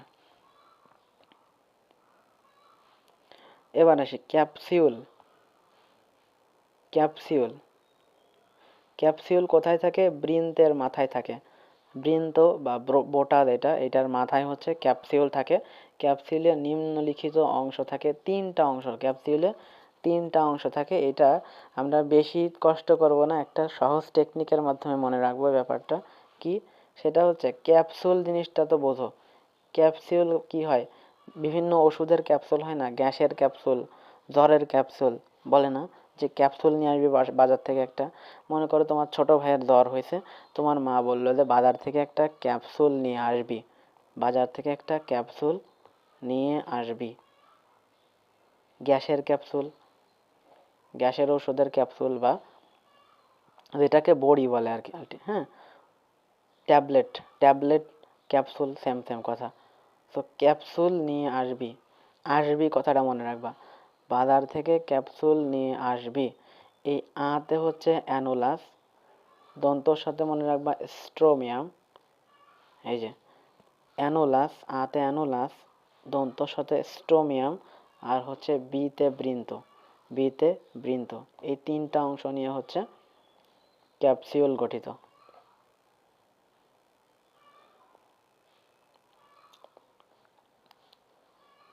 আচ্ছা, এখন এই পৃষ্ঠায় জিনিসগুলা বোঝানোর জন্য আগে তোমাকে একটা জিনিস বলা লাগবে, সেটা আগে বলি। এখন আমি যে কথাগুলা বলবো এগুলা খুবই মনোযোগ সহকারে শোনো। তুমি জানো যে টেরিসের অর্থাৎ টেরিডোফাইটার যে মূল দেহটা সেটা মেনলি কীরকম হয়? ডিপ্লয়েড হয়, তাই না? মেনলি ডিপ্লয়েড হয়। তাহলে তুমি ভাবো যে যখন যৌন জনন হবে তখন যৌন জননের মাধ্যমে কি রকম হওয়া লাগবে? যে N N N plus N, অর্থাৎ পুং গ্যামেট এবং স্ত্রী গ্যামেট, তাই না? এই দুইজনের মিলনের ফলে কি হবে?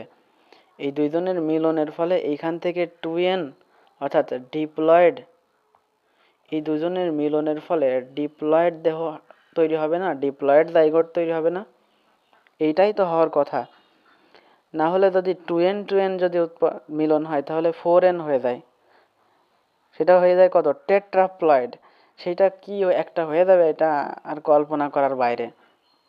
তো বুঝতে পারতেছো যে এন এন মিলিত হয়ে ডিপ্লয়েড হওয়ার দরকার। আবার মূল দেহ যেহেতু ডিপ্লয়েড রয়েছে তাহলে এখানে এমন কিছু অবশ্যই করা লাগবে যেন গ্যামেট দুইটা হ্যাপ্লয়েড হয়, এবং ওই হ্যাপ্লয়েড গ্যামেট দুইটার মিলনের ফলে নতুন ডিপ্লয়েড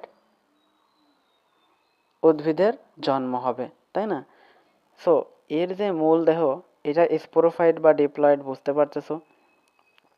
এইখান থেকে এই ডিপ্লয়েড দেহ থেকে কি হয়? স্পোরাঞ্জিয়াম থেকে আলটিমেটলি ডিপ্লয়েড যেটা হয় সেটা কি? স্পোরোফাইট, তাই না? স্পোরোফাইট দেহ, স্পোরোফাইট মূল দেহ। এইখানে স্পোরাঞ্জিয়াম থেকে দেখো কি হয়? স্পোরাঞ্জিয়াম থেকে সৃষ্টি হয় স্পোর মাতৃকোষ। স্পোরাঞ্জিয়াম থেকে সৃষ্টি হয় স্পোর মাতৃকোষ।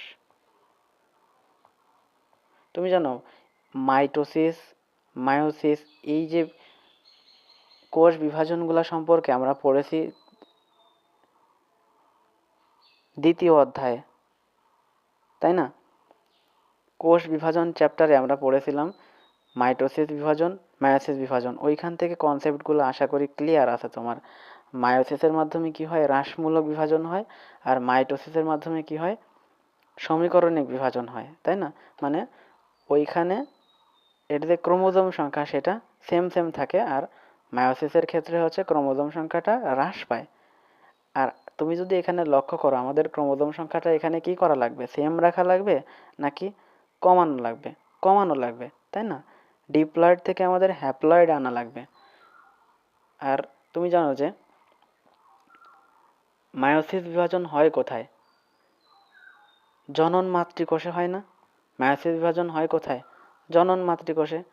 এখন এই যে স্পোর মাতৃকোষ সৃষ্টি হয়ে গেছে, অর্থাৎ এইটা মায়োসিস বিভাজনের জন্য একদমই উপযুক্ত। হ্যাঁ, এই স্পোর মাতৃকোষে কি হয়, মিওসিস বিভাজন হয়। স্পোর মাতৃকোষে মিওসিস বিভাজন হয়। মিওসিস বিভাজনের মাধ্যমে এই স্পোর মাতৃকোষ থেকে সৃষ্টি হয় হচ্ছে হ্যাপ্লয়েড গ্যামিটের। ঠিক আছে? তো এইটা সৃষ্টি হওয়ার আগে এখান থেকে স্পোর মাতৃকোষ থেকে স্পোর সৃষ্টি হয়। একটা জিনিস আমি মিস করতেছিলাম, স্পোর মাতৃকোষ থেকে স্পোর সৃষ্টি হয়, এইটা হচ্ছে হ্যাপ্লয়েড হয়। স্পোর মাতৃকোষ থেকে স্পোর সৃষ্টি হয়, এইটা হয় হ্যাপ্লয়েড। তো একটা কোশ্চেন আসবে যে স্পোরোফাইটের গ্যামেটোফাইটিক যে দশার সেটার প্রথম কোষ কি? এই কোশ্চেনটা খুবই ভাইরাল একটা কোশ্চেন। সো সেটা হচ্ছে স্পোর। হ্যাঁ, স্পোরোফাইটের প্রথম কোষ হচ্ছে স্পোর। এই স্পোর থেকে পরবর্তীতে কি হবে দেখো, স্পোর থেকে আমি আগে বলছি যে প্রোথ্যালাস যে অংশটা, টেরিসের কিন্তু প্রোথ্যালাস বডিও দেখা যায়, কিন্তু সেটা হচ্ছে খুবই সংক্ষিপ্ত সময়ের জন্য। প্রোথ্যালাস যে বডিটা সেটা খুবই সংক্ষিপ্ত সময়ের জন্য দেখা যায়, এবং সেইটাই হচ্ছে আলটিমেটলি গ্যামিটোফাইটিক পর্যায়, যেটা খুবই সংক্ষিপ্ত। তো এই যে স্পোরোফাইটের প্রথম হ্যাপ্লয়েড কোষ কোনটা, স্পোর। এইখান থেকে কি হয়, এইখান থেকে আমরা পাবো হচ্ছে প্রোথ্যালাস। এইখান থেকে আমরা পাবো প্রোথ্যালাস, যেটা আলটিমেটলি গ্যামিটোফাইটিক। তাহলে বুঝতে পারতেছো যৌনক্রমের কথা কেন বলা হয়েছে? এখন কি বুঝতে পারতেছো, ক্যাচ করতে পারছো? এই যে তার যে ডিপ্লয়েড দেহ, মূল ডিপ্লয়েড দেহ, সেইখান থেকে মিওসিস প্রক্রিয়ায় কি হইল, গ্যামিটোফাইটিক দেহ পরিণত হইল না? গ্যামিটোফাইটিক দেহ পরিণত হইল না, অর্থাৎ হ্যাপ্লয়েডে পরিণত হইল। সো এই যে ডিপ্লয়েড হ্যাপ্লয়েডের এই যে আবর্তন, এইটাকেই কিন্তু বলা হয় যৌনক্রম। আর এর ক্ষেত্রে আমরা হিটারোমরফিক যৌনক্রম দেখতে পাই। তাহলে যৌনক্রমের ব্যাপারটাও এখান থেকে ক্লিয়ার হইল, এবং মায়োসিস কোথায় হয় সেটাও ক্লিয়ার হলো তোমার, এবং কিভাবে ডিপ্লয়েড থেকে হ্যাপ্লয়েডে পরিণত হলো সেটাও বুঝতে পারলে। অর্থাৎ তিনটা কনফিউশন এখান থেকে ক্লিয়ার হবে আশা করি। তো মায়োসিস কোথায় হয়? স্পোর মাতৃকোষে মায়োসিস হয়। ওকে, স্পোর মাতৃকোষে মায়োসিস হয়। আর স্পোরোফাইটের প্রথম কোষ কোনটা? স্পোর। ওকে, স্পোরোফাইটের প্রথম কোষ হচ্ছে স্পোর। এই তিনটা প্রশ্নের আশা করি উত্তর পাইছো, বুঝতে পারছো।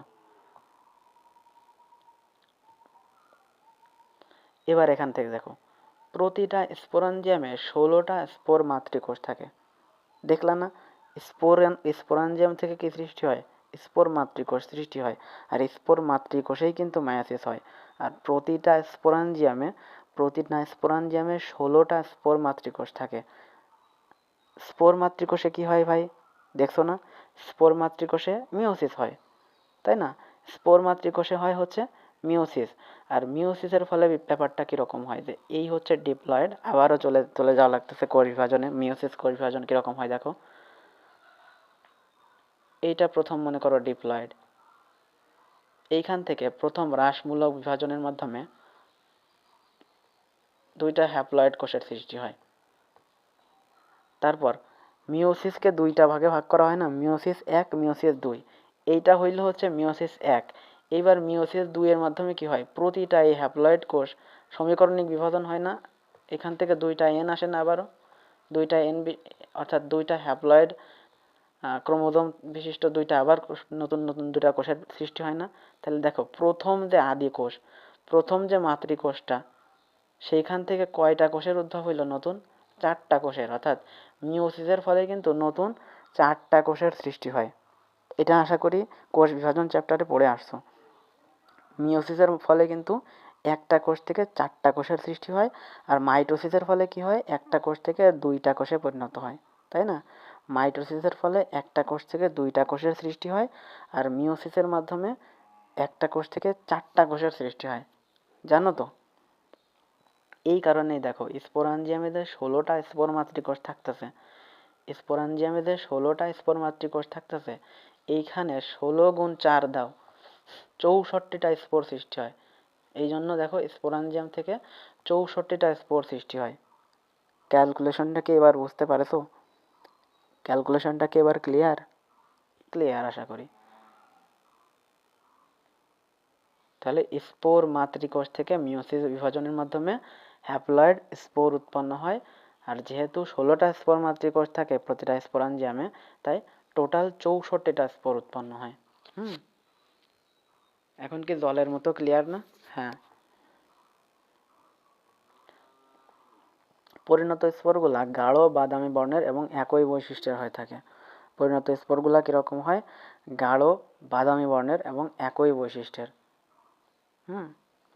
একই পদ্ধতিতে যেহেতু আসছে, তাহলে বৈশিষ্ট্যগুলো তো একই হবে, তাই না? একই বিভাজনের মাধ্যমে একটা কোষ থেকে 4টা আসছে, তো একই বৈশিষ্ট্য হবে, রাইট? স্পোর সৃষ্টি হওয়ায় স্পোরাঞ্জিয়ামে পানি ধারণ ক্ষমতা কমে যায়। স্পোর সৃষ্টি হওয়ার কারণে স্পোরাঞ্জিয়ামে পানি ধারণ ক্ষমতা কমে যায়। গ্যামিটোফাইটিক উদ্ভিদ আমরা দেখছি যে এর যে স্পোরোফাইটিক উদ্ভিদ, আমরা জানি টেরিসের ক্ষেত্রে আমরা 2 ধরনের উদ্ভিদ পাই, একটা হচ্ছে স্পোরোফাইটিক, একটা গ্যামিটোফাইটিক। স্পোরোফাইটিকে হয় কি অঙ্গজ জনন এবং অযৌন জনন, এই 2 ধরনের জনন হয় হচ্ছে স্পোরোফাইটিক উদ্ভিদে, আর জনন হয় হচ্ছে গ্যামিটোফাইটিক উদ্ভিদে, রাইট? সো গ্যামিটোফাইটিক উদ্ভিদে যেহেতু যৌন জনন হয়, আর আমরা একটু আগে যে তোমাকে বিভাজনটা কীরকম হয়, কী প্রসেসে হয় তা দেখালাম, সেখানেই মনে আছে যে স্পোরাঞ্জিয়াম থেকে স্পোর মাতৃকোষ সৃষ্টি হচ্ছিল, স্পোর মাতৃকোষ থেকে মিওসিস বিভাজনের মাধ্যমে হ্যাপ্লয়েড স্পোর সৃষ্টি হচ্ছিল, আর এই স্পোর থেকে পরবর্তীতে যে গ্যামিট সৃষ্টি হচ্ছিল, ওই দুইজনের মিলনের ফলেই না পরবর্তীতে ডিপ্লয়েড স্পোরোফাইটিক উদ্ভিদের সৃষ্টি হচ্ছিল। আপাতত গ্যামিটোফাইটিক উদ্ভিদ সম্পর্কে আমরা আলোচনা করতেছি। তো গ্যামিটোফাইটিক দশা কীরকম আসে এটা কি বুঝতে পারছো? স্পোর মাতৃকোষে মায়োসিস বিভাজনের মাধ্যমে হচ্ছে গ্যামিটোফাইটিক দশা চলে আসে। টেরিসের স্পোরোফাইট থেকে সৃষ্ট স্পোরটাই হচ্ছে প্রথম গ্যামিটোফাইটিক দশা। বলছিলাম না, এটা খুবই গুরুত্বপূর্ণ কোশ্চেন। টেরিসের স্পোরোফাইট থেকে সৃষ্ট স্পোর বা রেণু হলো লিঙ্গধর বা গ্যামিটোফাইটের প্রথম কোষ। ফার্নের গ্যামিটোফাইট, এটা হচ্ছে ফার্নের গ্যামিটোফাইট। এই স্পোর যে দশাটা, এটাই হচ্ছে প্রথম গ্যামিটোফাইট দশা। হৃৎপিণ্ডাকার এই গ্যামিটোফাইটকে প্রোথ্যালাস বলে। বলছিলাম না যে গ্যামিটোফাইটিক যে দশাটা, এটা খুবই সংক্ষিপ্ত এবং এটাকে বলা হয় প্রোথ্যালাস। আলটিমেটলি এদের বেশি বা লং টাইম ধরে কিন্তু লং টাইমের জন্য এরা ডিপ্লয়েড বা স্পোরোফাইটিকে থাকে, স্পোরোফাইটিক হিসেবেই বিরাজ করে। তবে গ্যামিটোফাইটিকটা খুবই সংক্ষিপ্ত এবং হৃৎপিণ্ডাকার এই আকার বিশিষ্ট এই যে অবস্থা, হৃৎপিণ্ডের ন্যায় আকার বিশিষ্ট যে অবস্থা, এটাকে বলা হয় প্রোথ্যালাস। ওকে, আচ্ছা। প্রোথ্যালাস কীরকম হয়? যেহেতু সালোকসংশ্লেষণে সক্ষম, তাই সবুজ বর্ণের হয়। বহুকোষী, স্বতন্ত্র, স্বভোজী উদ্ভিদ। সালোকসংশ্লেষণ করলে স্বভোজী হবে না অবভিয়াসলি, এবং বহুকোষী। আচ্ছা, প্রোথ্যালাস উভলিঙ্গ, অর্থাৎ একই দেহে পুং ও স্ত্রী জননাঙ্গ অবস্থান করে। প্রোথ্যালাস কীরকম? উভলিঙ্গ, অর্থাৎ একই দেহে পুং এবং স্ত্রী জননাঙ্গ অবস্থান করে। এই কারণেই কিন্তু এটাকে সহবাসী বলে। এই কারণে একে কি বলা হয়? সহবাসী। ওকে,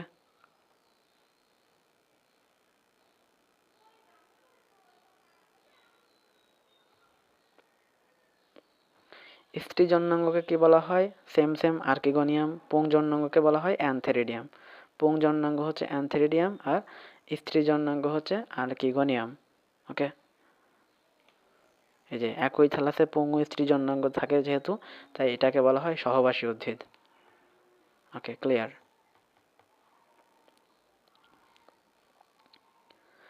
এখন যৌনজন্মের ক্ষেত্রে দেখো কোথায় কোনটা উৎপন্ন হয়, আর্কিগোনিয়াম কোথায় উৎপন্ন হয় আর অ্যানথেরিডিয়াম কোথায় উৎপন্ন হয় এটা একটু দেখতে হবে। অ্যানথেরিডিয়াম উৎপন্ন হয় হচ্ছে রাইজয়েডের কাছে, রাইজয়েড যেখানে উৎপন্ন হয় সেই জায়গাটায় হচ্ছে অ্যানথেরিডিয়াম উৎপন্ন হয়, এবং আর্কিগোনিয়াম উৎপন্ন হয় হচ্ছে নিম্নতলে খাঁজের কাছাকাছি স্থানে। আর্কিগোনিয়াম উৎপন্ন হয় হচ্ছে নিম্নতলে খাঁজের কাছাকাছি স্থানে।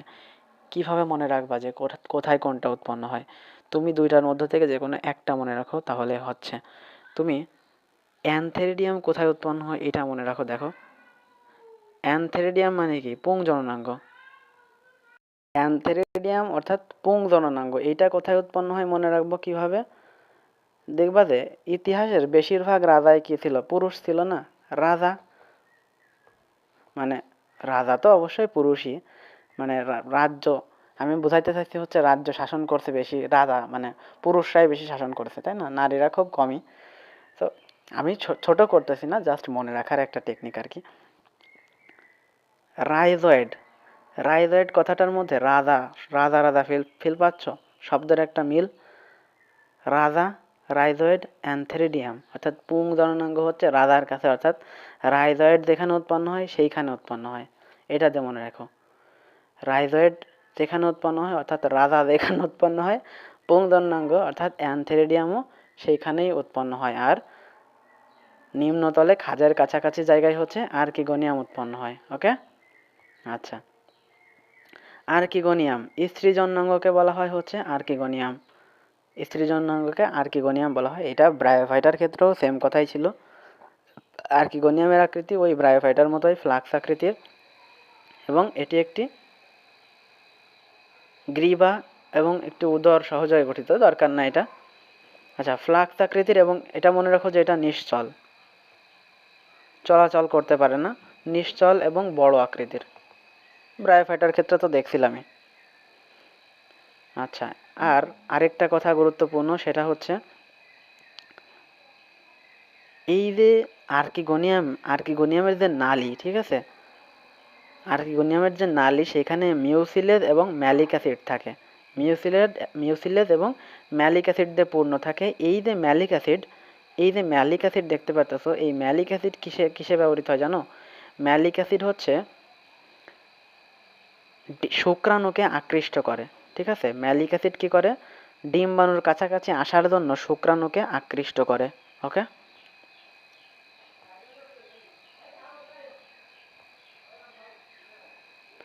অ্যানথেরিডিয়াম পুং জননাঙ্গকে বলা হয় অ্যানথেরিডিয়াম। অ্যানথেরিডিয়াম কীরকম? গোল আকৃতির, এবং এটা হচ্ছে সচল। অ্যানথেরিডিয়াম গোল আকৃতির, এবং অ্যানথেরিডিয়াম হচ্ছে সচল এবং অপেক্ষাকৃত ছোট আকৃতির, এবং এর ভেতরে 20 থেকে 50টা শুক্রাণু মাতৃকোষ বা অ্যান্ড্রোসাইট থাকে। ওকে, অ্যানথেরিডিয়ামের ভেতরে 20 থেকে 50টা শুক্রাণু মাতৃকোষ বা অ্যান্ড্রোসাইট থাকে। আর যেহেতু অ্যানথেরিডিয়াম অর্থাৎ পুং জননাঙ্গ যেটা, এইটা কীরকম হয়? সচল হয়, তাই না? এটাই তো, অর্থাৎ শুক্রাণুই তো ডিম্বাণুর কাছাকাছি যায়, ডিম্বাণু তো নিশ্চল। ডিম্বাণুর যে ম্যালিক অ্যাসিড আছে ওইটা শুক্রাণুকে আকৃষ্ট করে, এবং এইটা শিশির বা বৃষ্টির পানি যে কোনো একটা মাধ্যমে, অবশ্যই জলীয় মাধ্যমে সেটা ডিম্বাণুর কাছাকাছি পৌঁছায় এবং সেখানে নিষেক হয়, তাই না? সো সচল হওয়ার জন্য শর্ত কি? ফ্লাজেলা থাকা লাগবে, তাই না? আমরা দেখছিলাম ব্রায়োফাইটার ক্ষেত্রে যে শুক্রাণুটা ছিল সেটাও কিন্তু সচল ছিল, এবং ওইটা ছিল কীরকম? দ্বি ফ্লাজেলা বিশিষ্ট ছিল। ব্রায়োফাইটা কীরকম ছিল? দ্বি ফ্লাজেলা বিশিষ্ট ছিল। কিন্তু এই যে টেরিডোফাইটা, এইখানে কিন্তু ওই যে নগ্নবীজির মতো সেম নগ্নবীজিতে যেরকম বহু ফ্লাজেলা যুক্ত থাকে, এইখানেও কিন্তু বহু ফ্লাজেলা যুক্ত শুক্রাণু, বহু ফ্লাজেলা যুক্ত। আমি বলছি যে নগ্নবীজির সাথে কিন্তু অনেক অনেক বৈশিষ্ট্যের মিল আছে। কি কি বৈশিষ্ট্য?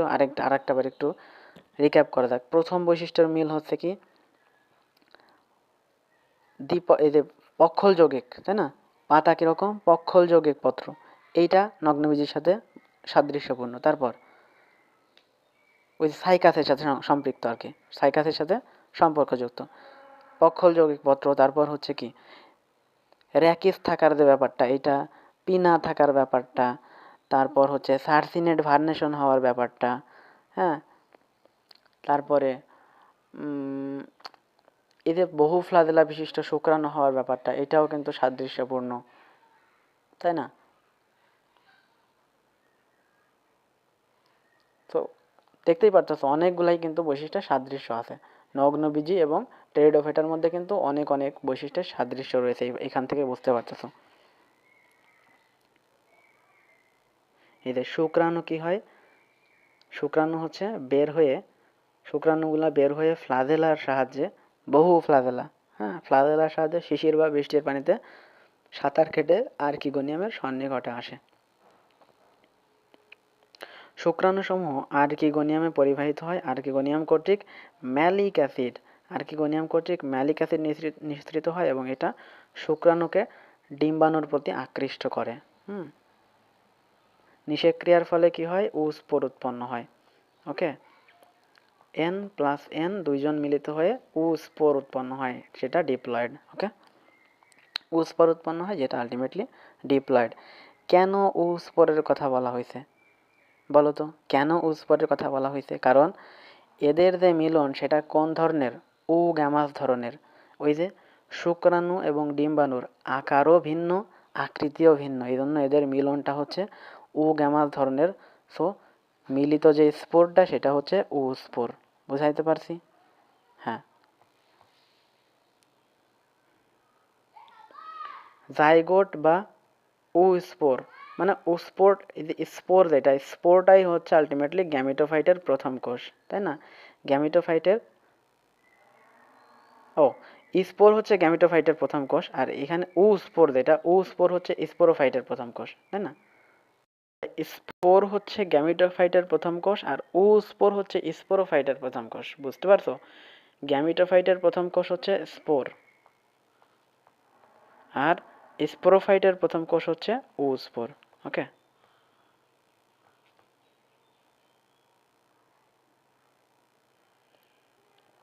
কোনো জীবের জীবনচক্রে যদি এই যে হ্যাপ্লয়েড এবং ডিপ্লয়েড দশার এরকম আবর্তন হয় তাহলে এটাকে বলা হয় যৌনক্রম। ওকে, অর্থাৎ স্পোরোফাইট দশা এবং গ্যামিটোফাইট দশা, স্পোরোফাইট অর্থাৎ হ্যাপ্লয়েড এবং আর গ্যামিটোফাইট অর্থাৎ ডিপ্লয়েড, এই কি বললাম, গ্যামিটোফাইট অর্থাৎ হ্যাপ্লয়েড আর স্পোরোফাইট অর্থাৎ ডিপ্লয়েড। মানে কি বলবো, ভুল বলছি আর কি না। ডিপ্লয়েড অর্থাৎ স্পোরোফাইট আর হচ্ছে হ্যাপ্লয়েড অর্থাৎ গ্যামিটোফাইট দশার যে পর্যায়ক্রমিক এই আবর্তন, এইটাকেই বলা হয় হচ্ছে যৌনক্রম। ওকে, আচ্ছা।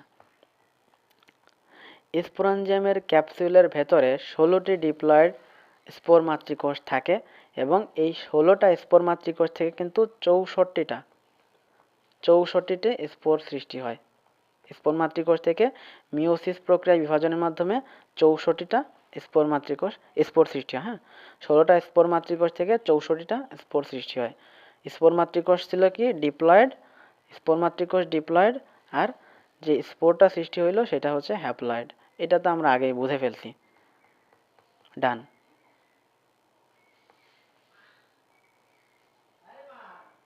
দেখো, যেহেতু টেরিডোফাইটা হচ্ছে আলটিমেটলি একটা ডিপ্লয়েড উদ্ভিদ, আলটিমেটলি এদের স্পোরোফাইট যে দশাটা সেটা কিন্তু দীর্ঘ পর্যায় এবং গ্যামিটোফাইটিক যে পর্যায় ওইটা খুবই সংক্ষিপ্ত পর্যায়।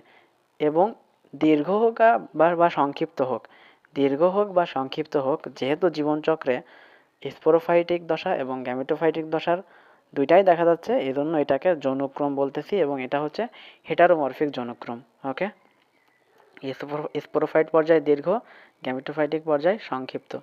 উভয় পর্যায়ের আকার আকৃতিতে ভিন্ন প্রকৃতির, আর যেহেতু ভিন্ন প্রকৃতির উভয় পর্যায় আকার আকৃতিতে যেহেতু ভিন্ন প্রকৃতির, এই কারণে এটাকে বলা হচ্ছে হেটারোমরফিক যৌনক্রম বা বিষম আকৃতির যৌনক্রম। ওকে,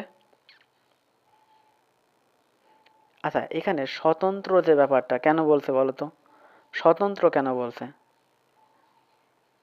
আর এখানে আর দুইটা দেখো ডেফিনেশন দিয়েছে যে যে যৌনক্রমে রেণুধর বা স্পোরোফাইটিক, ও আচ্ছা, বলতেছিলাম স্বতন্ত্রের কথা, তাই না? স্বতন্ত্র কেন এটা বলতেছিলাম, এটা বলি। এখানে স্বতন্ত্র কথা বলার কারণ হচ্ছে আমরা যদি শৈবালের কথা, ছত্রাকের কথা চিন্তা করি বা আমরা ব্রায়োফাইটার কথাই চিন্তা করি, ওরা ছিল কীরকম, ওরা ছিল হ্যাপ্লয়েড, তাই না? ওদের মূল দেহ হ্যাপ্লয়েড ছিল এবং ওদের ক্ষেত্রে আমরা জানি যে যেহেতু মূল দেহ হ্যাপ্লয়েড তাই স্পোরোফাইটটা গ্যামিটোফাইটের উপর নির্ভরশীল ছিল, তাই না? গ্যামিটোফাইট মানে কি? হ্যাপ্লয়েড। মূল দেহ যেহেতু হ্যাপ্লয়েড তাই স্পোরোফাইট গ্যামিটোফাইটের উপর নির্ভরশীল ছিল, কিন্তু টেরিডোফাইটার ক্ষেত্রে আমরা দেখতে পাচ্ছি এদের ক্ষেত্রে হ্যাপ্লয়েড এবং ডিপ্লয়েড এই দুইটা দশাই কিন্তু এদের ক্ষেত্রে উপস্থিত থাকতেছে, যৌনক্রম আলটিমেটলি উপস্থিত থাকতেছে। তাই গ্যামেটোফাইটিক দশা এবং স্পোরোফাইটিক দশা কেউ কারোর ওপর নির্ভরশীল নয়, দুইজনই স্বতন্ত্র, সেই কথাটা এখানে বলছে। অন্য অন্য ক্ষেত্রে দেখা যেত যে একজন আরেকজনের উপর নির্ভরশীল থাকতো, যেমন স্পোরোফাইট গ্যামেটোফাইটের উপর নির্ভরশীল থাকতো, শৈবাল, ছত্রাক, ব্রায়োফাইটা তিনজনের ক্ষেত্রে, কিন্তু এইখানে কেউ কারোর উপর নির্ভরশীল নয়, সবাই স্বতন্ত্র, সেটা বলছে। ওকে, যে যৌনক্রমে রেণুধর বা স্পোরোফাইটিক এবং লিঙ্গধর বা গ্যামেটোফাইটিক দুটি দশাই সমান তাকে বলা হয় ডিপ্লোব্যান্টিক যৌনক্রম। দুটি দশায় যেখানে সমান মানে কি? এই যে এইখানে কি হয়েছে, এখানে কি হয়েছে দেখো, একটা সংক্ষিপ্ত আর একটা হচ্ছে দীর্ঘ। স্পোরোফাইটিকটা হচ্ছে দীর্ঘ আর একটা হচ্ছে সংক্ষিপ্ত। আর যদি এটা এমন হইতো যে স্পোরোফাইটিক এবং গ্যামেটোফাইটিক দুটা দশাই সমান হইতো তাহলে সেটা হইতো ডিপ্লোব্যান্টিক যৌনক্রম। আবার যে ডিপ্লোব্যান্টিক যৌনক্রমে মানে ডিপ্লোব্যান্টিক যৌনক্রম মনে করো যে আচ্ছা হলো ডিপ্লোব্যান্টিক যে গ্যামেটোফাইটিক এবং স্পোরোফাইটিক দুইটা দশাই সমান হলো, তখন আমরা মেনে নিলাম যে হ্যাঁ ডিপ্লোব্যান্টিক। তারপরে আবার আরেকটা শর্ত আসে যে ডিপ্লোব্যান্টিক হওয়ার পরেও যেসব যৌনক্রমে রেণুধর এবং লিঙ্গধর দশারূপে আকার আকৃতিতে ভিন্ন হয়, আকার আকৃতি যখন ভিন্ন হয় তখন এইটাকে বলা হয় হেটারোবায়ন্টিক। আশা করি বোঝাইতে পারছি যে প্রথম কথা যে যদি গ্যামেটোফাইটিক এবং স্পোরোফাইটিক দশাটা সমান হয়, পরিধিটা সমান হয়, তাহলে সেটা হচ্ছে ডিপ্লোব্যান্টিক। আর ডিপ্লোব্যান্টিক হওয়ার পরেও যদি গ্যামেটোফাইটিক আর স্পোরোফাইটিক দশার আকারটা যদি সেম না হয়, আকার আকৃতিতে যদি ভিন্নতা থাকে, তখন সেটাকে বলা হয় হেটারোবায়ন্টিক। ওকে, টেরিসের অর্থনৈতিক গুরুত্ব। টেরিস উদ্ভিদ শাক হিসেবে খাওয়া হয়ে থাকে। টেরিস যেমন ঢেঁকি শাকও তো একটা টেরিস, তাই না? টেরিস উদ্ভিদ শাক হিসেবে খাওয়া যায়, ঘর সাজানোর কাজেও এটা ব্যবহৃত হয়, সার হিসেবে ব্যবহার করা যায়, প্রকৃতিতে উৎপাদক হিসেবে কাজ করে। ওকে, টেরিসের অর্থনৈতিক গুরুত্ব এটা। আর রিক্সিয়া আর টেরিস এই দুইটার মধ্যে পার্থক্য দেখানো হয়েছে, এটা গুরুত্বপূর্ণ, এটা পড়লে কি হবে, টেরিডোফাইটা আর হচ্ছে ব্রায়োফাইটার মধ্যে একটা পার্থক্য বোঝা যাবে, কারণ রিক্সিয়া হচ্ছে ব্রায়োফাইটা, টেরিস হচ্ছে টেরিডোফাইটা। দেখো, উদ্ভিদ দেহর কথা যদি চিন্তা করা হয়, ব্রায়োফাইটা হচ্ছে হ্যাপ্লয়েড, তাই না? ব্রায়োফাইটা হচ্ছে গ্যামেটোফাইটিক অর্থাৎ হ্যাপ্লয়েড, অন্যদিকে টেরিডোফাইটা হচ্ছে ডিপ্লয়েড বা স্পোরোফাইটিক উদ্ভিদ। নির্ভরশীলতার কথা যদি চিন্তা করি, ওই যে বললাম যেহেতু গ্যামেটোফাইটিক অর্থাৎ হ্যাপ্লয়েড তাই ওইখানে হচ্ছে স্পোরোফাইটিক দশা গ্যামেটোফাইটিকের উপর সম্পূর্ণভাবে নির্ভরশীল, আর এইখানে কেউ কারোর উপর নির্ভরশীল নয়, স্বতন্ত্র। বলছি তো, স্পোরের অঙ্কুরোদ্গম। স্পোর অঙ্কুরিত হয়ে প্রোটোনেমা বা থ্যালাস উৎপন্ন করে, আর এইখানে স্পোর অঙ্কুরিত হয়ে প্রোথ্যালাস উৎপন্ন করে। স্পোর অঙ্কুরিত হয়ে প্রোথ্যালাস উৎপন্ন করে, আর এখানে থ্যালাস বা প্রোটোনেমা উৎপন্ন করে। ভাস্কুলার টিস্যু এখানে নাই, এখানে আছে, এবং হাইড্রোসেন্ট্রিক ধরনের। সোরাস নাই, এখানে আছে। ওকে, শুক্রাণু দ্বিফ্লাজেলা বিশিষ্ট, এখানে বহুফ্লাজেলা বিশিষ্ট। সো ডান, আলহামদুলিল্লাহ। ব্রায়োফাইটা চ্যাপ্টারটা আলহামদুলিল্লাহ খুব সুন্দরভাবে আমরা শেষ করতে পারছি। তো আজকে এই পর্যন্তই। আশা করি যতটুকু এফোর্ট দিতে পারছি তোমাদের উপকার হবে, এবং পরবর্তী ক্লাস জুলজির ইনশাল্লাহ চলন ও অঙ্গচালনা ক্লাসটা ইনশাল্লাহ এরপরে হবে। তো ওই ক্লাসটার জন্য সবাইকে আমন্ত্রণ জানিয়ে আজকের ক্লাস থেকে বিদায় নিচ্ছি। সবাই ভালো থাকো, বাই বাই।